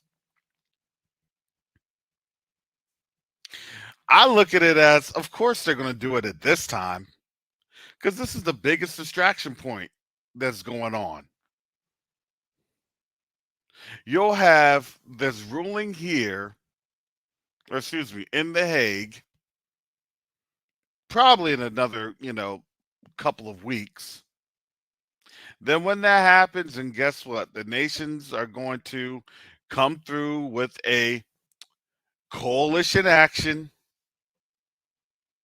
I just want to know who's going to lead that coalition. It may be interesting if that coalition is led by China. That may Hmm. be interesting. Hmm. That is a thought. Hmm. Hey, we got to come on through, and we got to establish order.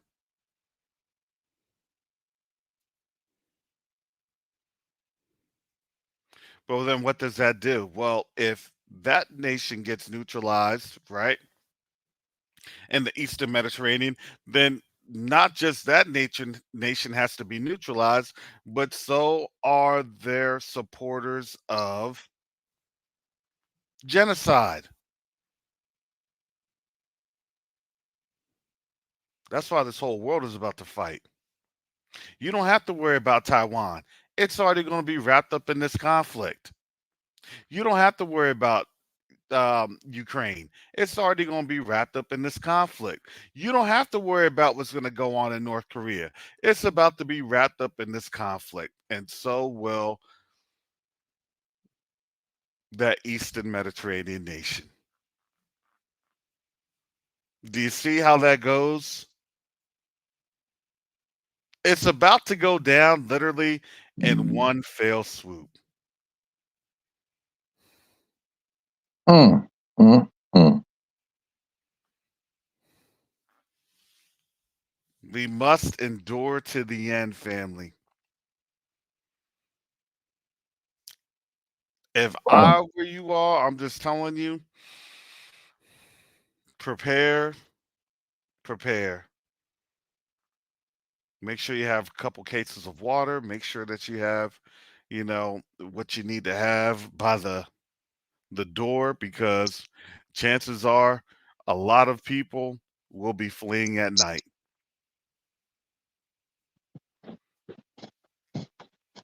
That's the most dangerous time, ain't it? Want to be? Hmm. Hmm. And yeah, Wow. of course, right by the time of the Super Bowl, of course, it would. You know, you can't make this timing up.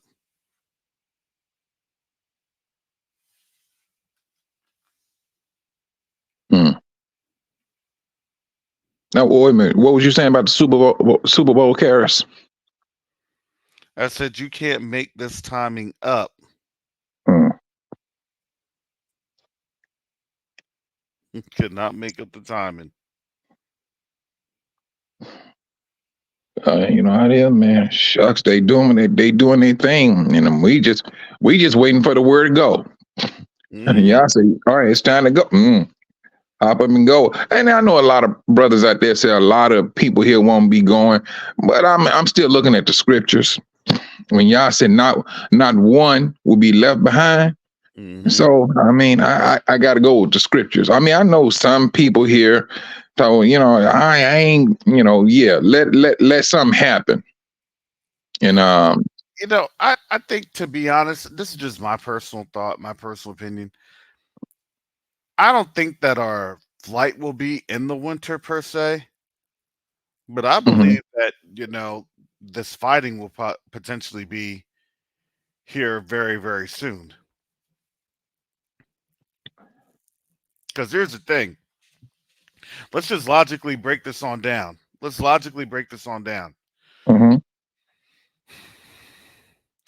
If folks are trying to neutralize things in the Middle East, what else and who else do you need to neutralize? The folks that's supporting them.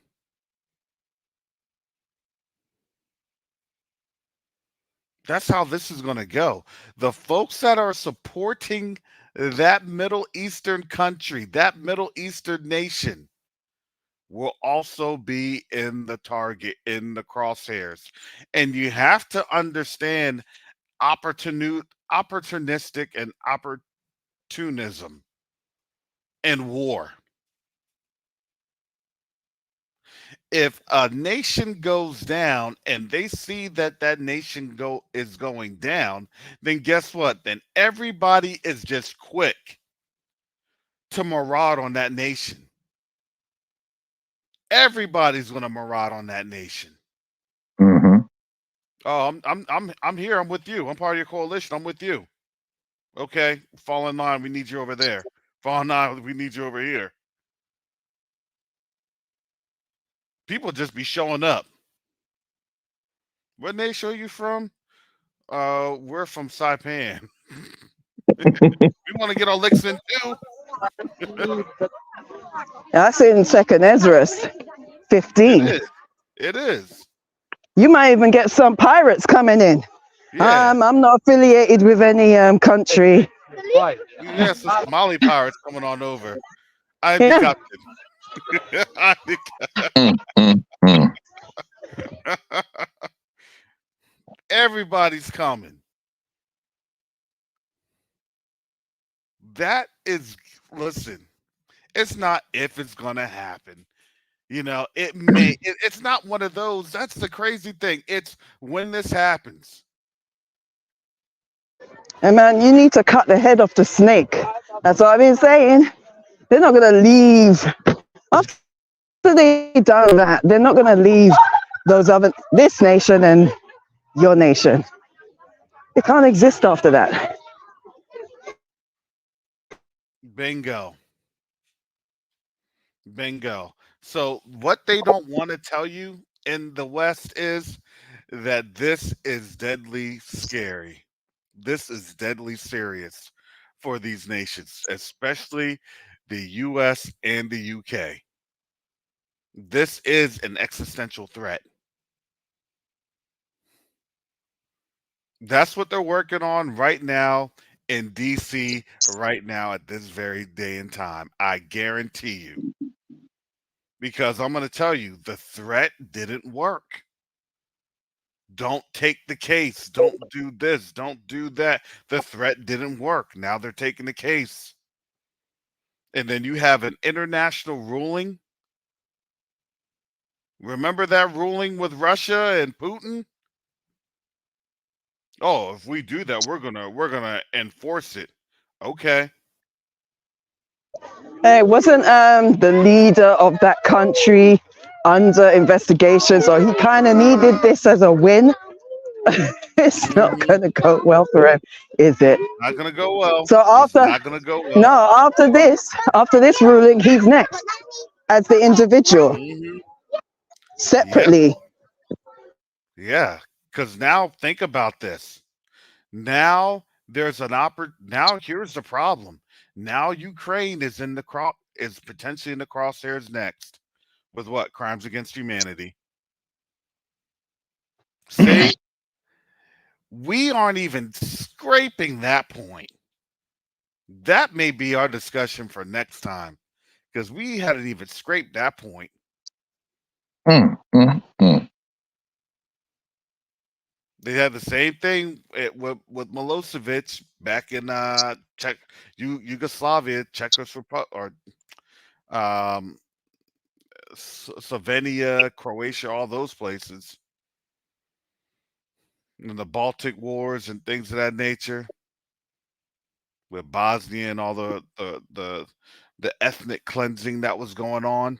Oh yeah. Bosnia, what's it, Herzegovina? Mm-hmm. Yeah. Mm-hmm. Herzegovina. Yeah. Now think about this. They want to make a real case now that these cases are no longer a kangaroo court, right? Ukraine is actually in the crosshairs. This will be interesting. I mean, I'm still And trying to that's figure out why. Go ahead, sis. I thought you were saying something. What's that? I I thought was you just were going to say saying that's why something. Zelensky is trying to flee the country. Mm-hmm. I just said that's why Zelensky wants to flee the country and live in Egypt. Egypt, I thought he was coming to the United States. Well, his mother-in-law bought a house, a villa or a ranch or whatever, I don't know, in Egypt. Hmm. They're getting their protection spots and all lined up. Mm-hmm. But why are they still bringing in women to fight the war? Because they said that they don't have no men at all. Mm. Yeah, they pulled and it was it redacted? I saw that, Mike. I know you're going with it. I'm looking at that thing. I'm like, man, that's pitiful. They're all lining up trying to model, their new. Yes. I said, this is the cringiest thing I've ever seen. I was like, are you joking me? Go ahead, Harris. So Redacted was having, they were showing what the Ukrainians were literally, the Ukrainian women's new military outfits, and they're trying to make it all stylish, like they're modeling off the outfits. And I'm like, if it came to that, they're losing badly. I don't care what anybody's saying, that they're trying to say, here you go. This is a new, women's uniform, and doesn't this look awesome and everything else? And they were trying to hype it up on social media. Desperation ensues. Right. And now, mind you, they didn't have no army makeup on. They had their model makeup on. They long hair all done. I know. Are you for real? I kid you not. The worst thing I've ever They're gonna do slow motions with the women running and the bombs and all the dirt flying and they're flicking their hair and everything. I can see the ads for their recruitment. Yeah. It was bad. It was the cringiest thing I've ever seen. I said, yeah, they're losing in a bad way when you're seeing that. Oh my goodness.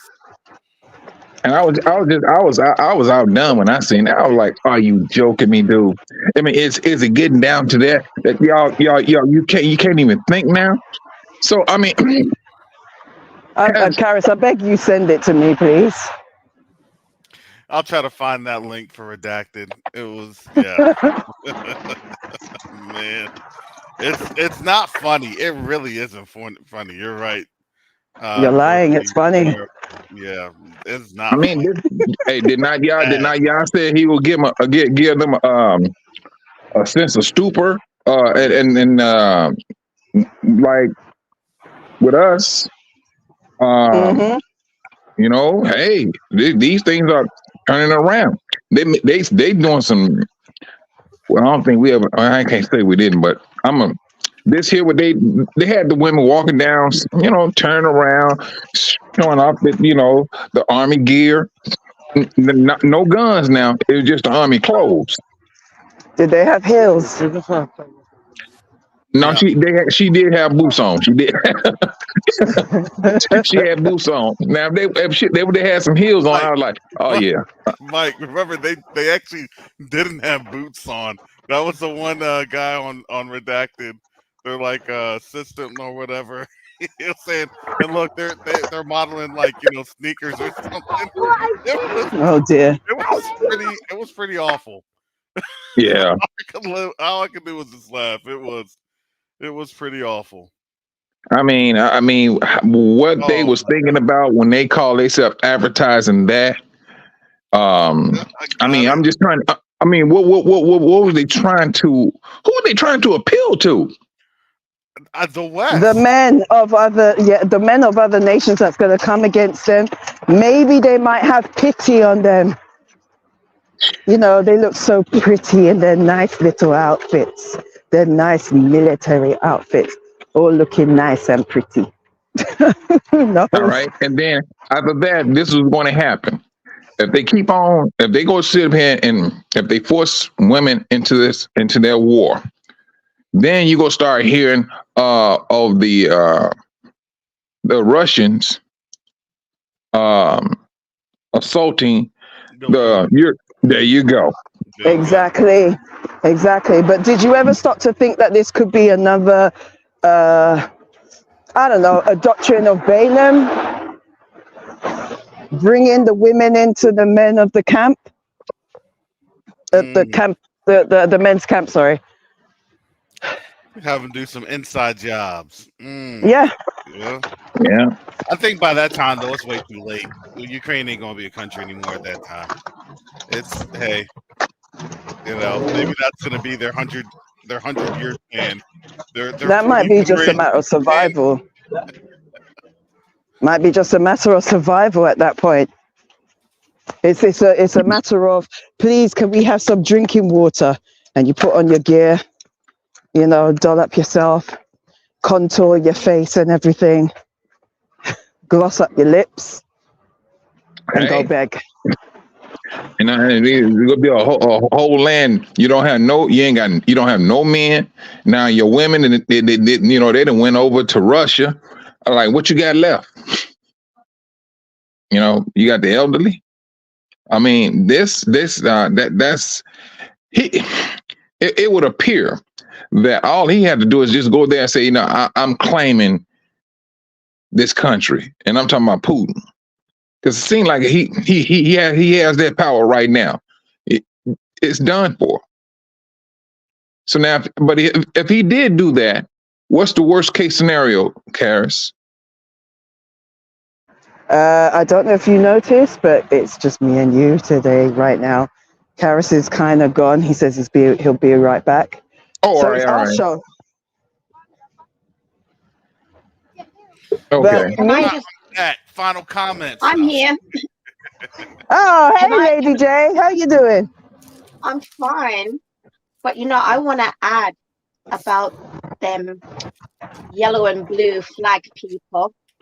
Mm, They should not be underestimated, because a few years ago, I think it might have been in 2019, 2018, I saw a documentary, and they train their children, and we're looking at the age from 7 and up, Mm, like I they are saw that. literally in the military, and they know how to use guns, like they know how to defend and fight.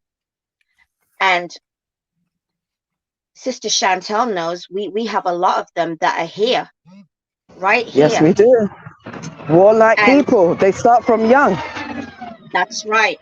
And the thing is, you know, I mean, there was one British woman that had taken one of the women into their home, and it was even on the news here. She put her out because she was complaining that there's too many. Too many brown folk. Yes, thank you, Sister Mm, Chantel. And she didn't like it. So the woman put her out and said, you know, these are my neighbors. This is what's here. So we exactly. shouldn't underestimate them. We really shouldn't, because those women, and like you said, you know, they're going to infiltrate the men, the armies of the other armies and their men. It's going to be an inside job. This is what they've been doing, though. They've been doing this to other countries for centuries. This is how they survive. You know, Yes, this is what they do. If it's not the men, it's definitely the women. But they will survive by any means possible. And remember, they will carry with them their indoctrinations and their methodologies and their racism and yes, their superiority complex, anyway. Their false superiority. yes, because they believe in the little man with the mustache. Stop That's who they it. believe. Yep. Yeah. No. This is. We'll have to continue this discussion because honestly, this is something that really that Hague ruling is going to be the catalyst, and I think we can all see that. So I want to make sure we're going to touch on that tomorrow. And before that gives me some time to kind of research a lot of um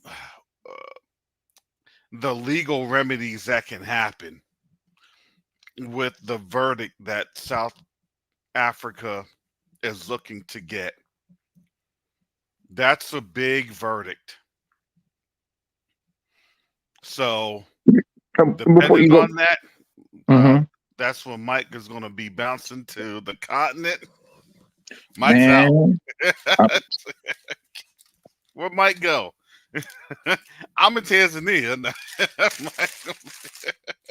yeah, I didn't even wait for the. I knew it was my son and I are here. We don't bounce. I'm telling you. Hallelujah. All right, so family, final comments.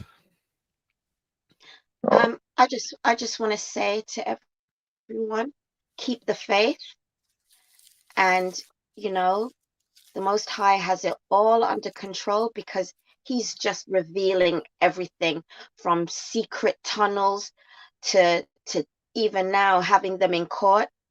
You know, we serve an amazing God.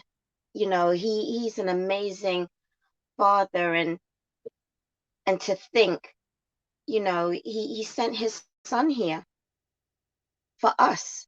So we just need to sit back and leave it all in His hands. So I leave it there. Thank you. All right, thank you. Shalom. Yeah, thank you for having me on, as always. Um, I agree with what Sister Love and Kindness said. This is not our fight, this is our Father's. This is what they have done to us, to the world, to everything. Sorry. And it's now time for us to just sit down and rest and just give it all to Him. The only thing we need to be concerned with is just making sure that we strengthen our relationship with each other and with the Most High. That's the only important thing. Just keep our relationship with him through his son, Yahushua HaMashiach. Yes, his son, who is look, I believe in Yahushua HaMashiach. I don't understand how people can just be like, no, I can do this on my own. If that being the case, he didn't need to come for us. And the Pharisees would have, they wouldn't have fallen. We wouldn't be where we are today. Mm. We wouldn't be where we are today. Clearly, you can't. So I don't get it. And obviously, these people, they still don't understand the plan of salvation.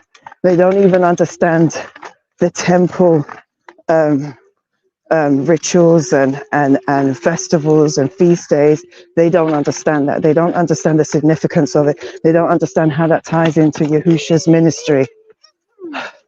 Anyway, I've said what I said.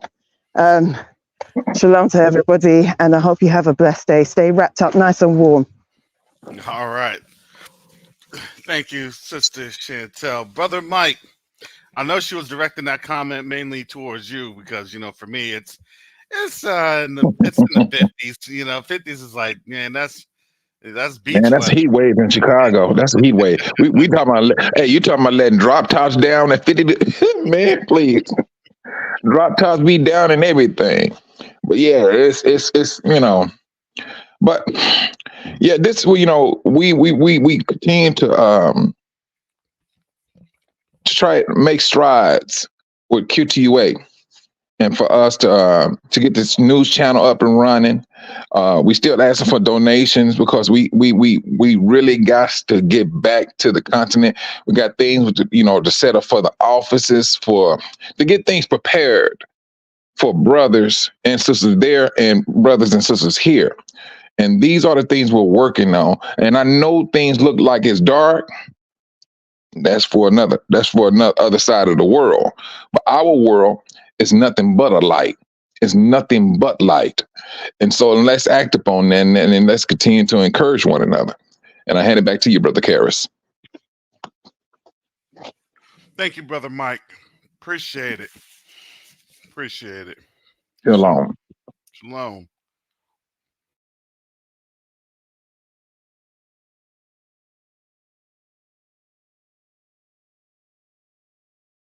All right, family. We have come to the end of our broadcast, our programming. Do.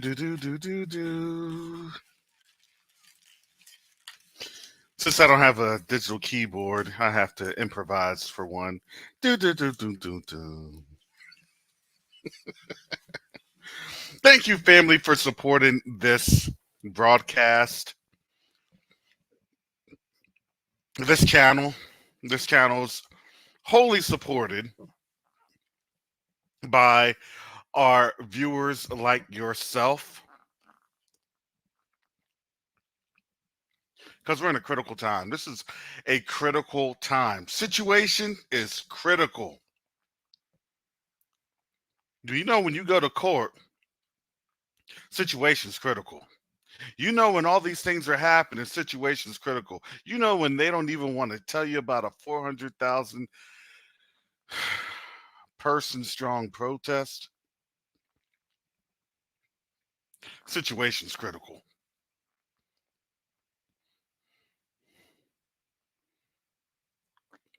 We have to continue to be a light unto the nations. We need to continue to support and pray for our family. We need to continue to ensure that this message is getting out. That Yahushua HaMashiach is our Elohim and Savior. None get to the Father but by his Son. I'm going to tell you where I stand.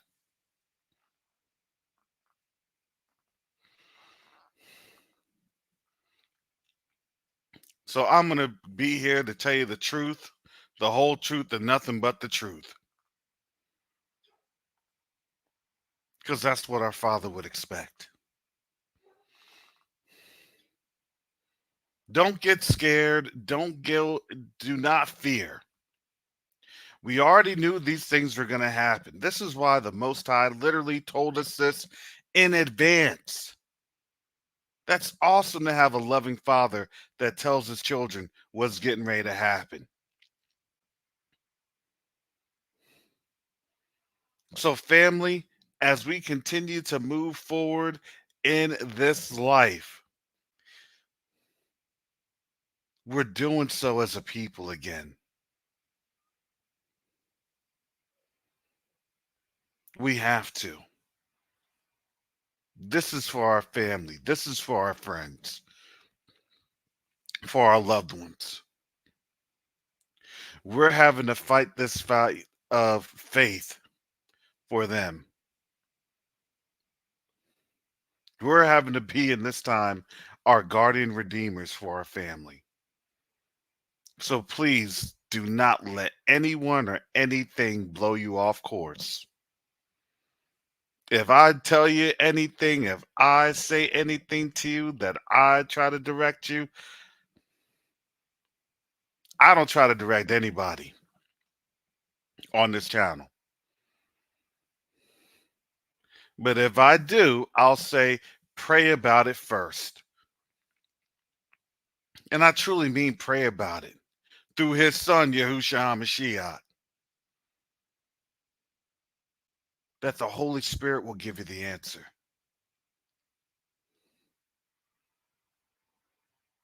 Now at this time, now you know we're getting towards the end, when folks are literally denying the divinity of Yahushua HaMashiach.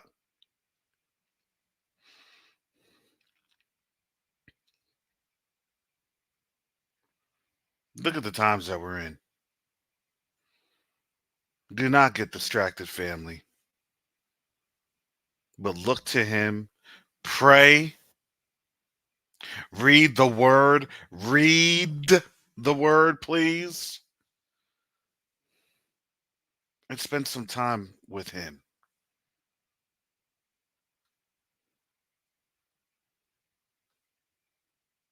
That's the most important step in preparation, because he'll lead you and guide you into what? Into all truths. And not truths that will contradict his word. That's not the truth. That's a lie.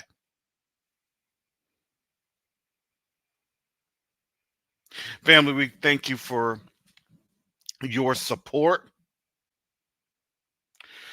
for this channel. If you'd like to give to this channel, I only try to do Cash App, and that's $COVAWK. Your support is tremendous. And I appreciate it, family, in this season. There's going to be a season of struggle, and then there's going to be a season of gain. But the Most High is still all in all. He's still Elohim, and I still give him praise. I truly do. I still give him praise. Because I have to laugh and I say, Father, you know that you can provide this, and this. Like that.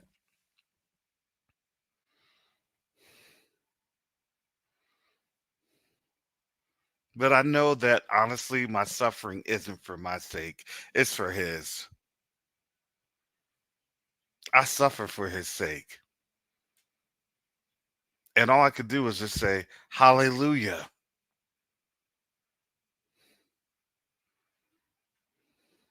How awesome is that? In this time, in this season. Yeah, this doesn't feel good. And not at all. Yeah, this injures my pride. Yeah, I take a hit to my own vanity. But here's the awesome thing about it. It's not for my sake, it's for his.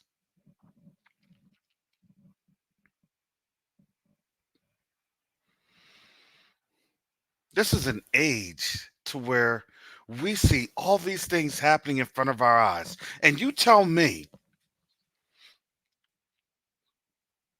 if this was 5, 6 years ago, would anybody have ever even thought or imagined that we would be here? I had a feeling that we were going to be here, but I didn't imagine that it would be looking like this. Look at the age that we're in. You can't tell me that we're not blessed to be in this age, please. You can't tell me that we don't see what's happening on the continent right in front of our very own eyes. Come on now.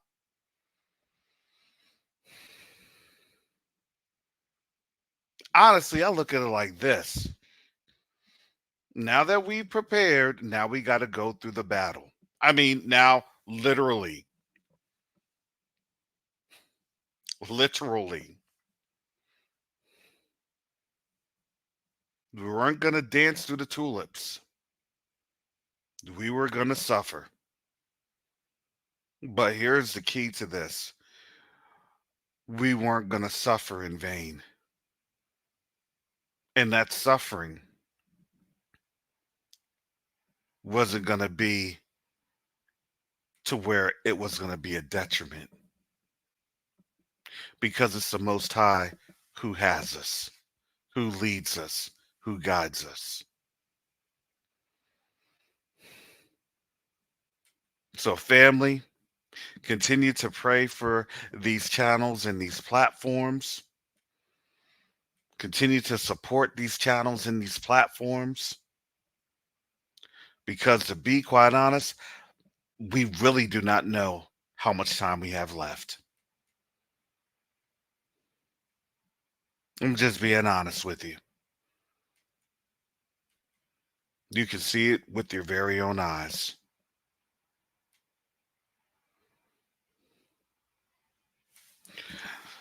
So with that said, family, please visit Quest to Unite Africa to support Quest to Unite Africa. We are also wrapping up our Invest in Africa panel, which, family, you will be very pleased.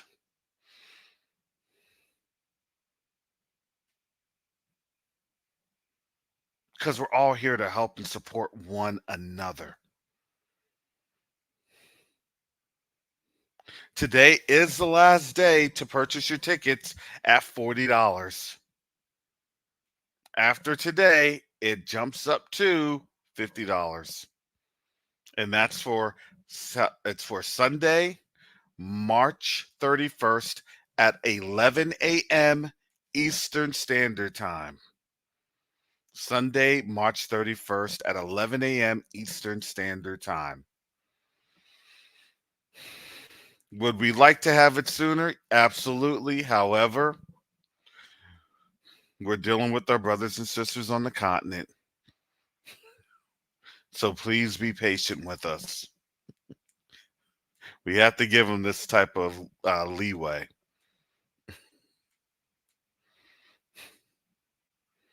What I would like to have done it sooner, you better believe it.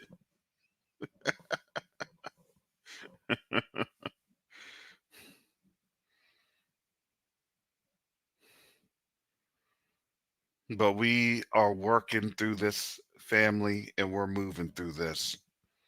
And here's the awesome thing. We're not alone in this. We are not alone in this.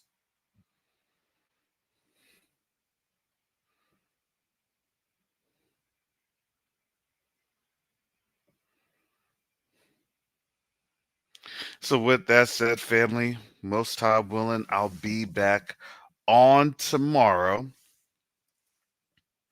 And we're going to continue to support or to understand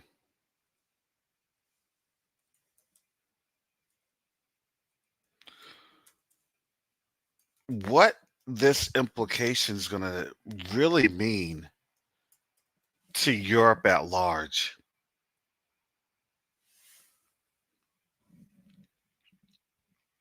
What does this really mean to Europe at large? And on top of that, whenever there's a slip in power from, the dominant society, what does that say about our safety? Lots and lots more things to consider, especially here in the United States.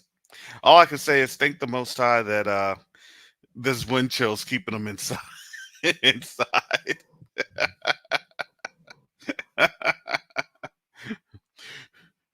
They're going after my chosen people over there in the Eastern Med. I got to start deleting folks. Oh, boy. Here that comes. And I wish that it was just made up, and it's not. Boy, oh, boy. So with that said, family, Most High willing, I will be back on tomorrow. Again, please support Quest Unite Africa by visiting questuniteafrica.org. And with that said, family, shalom, salama, siemi, shalom. Peace and blessings, Yasharel.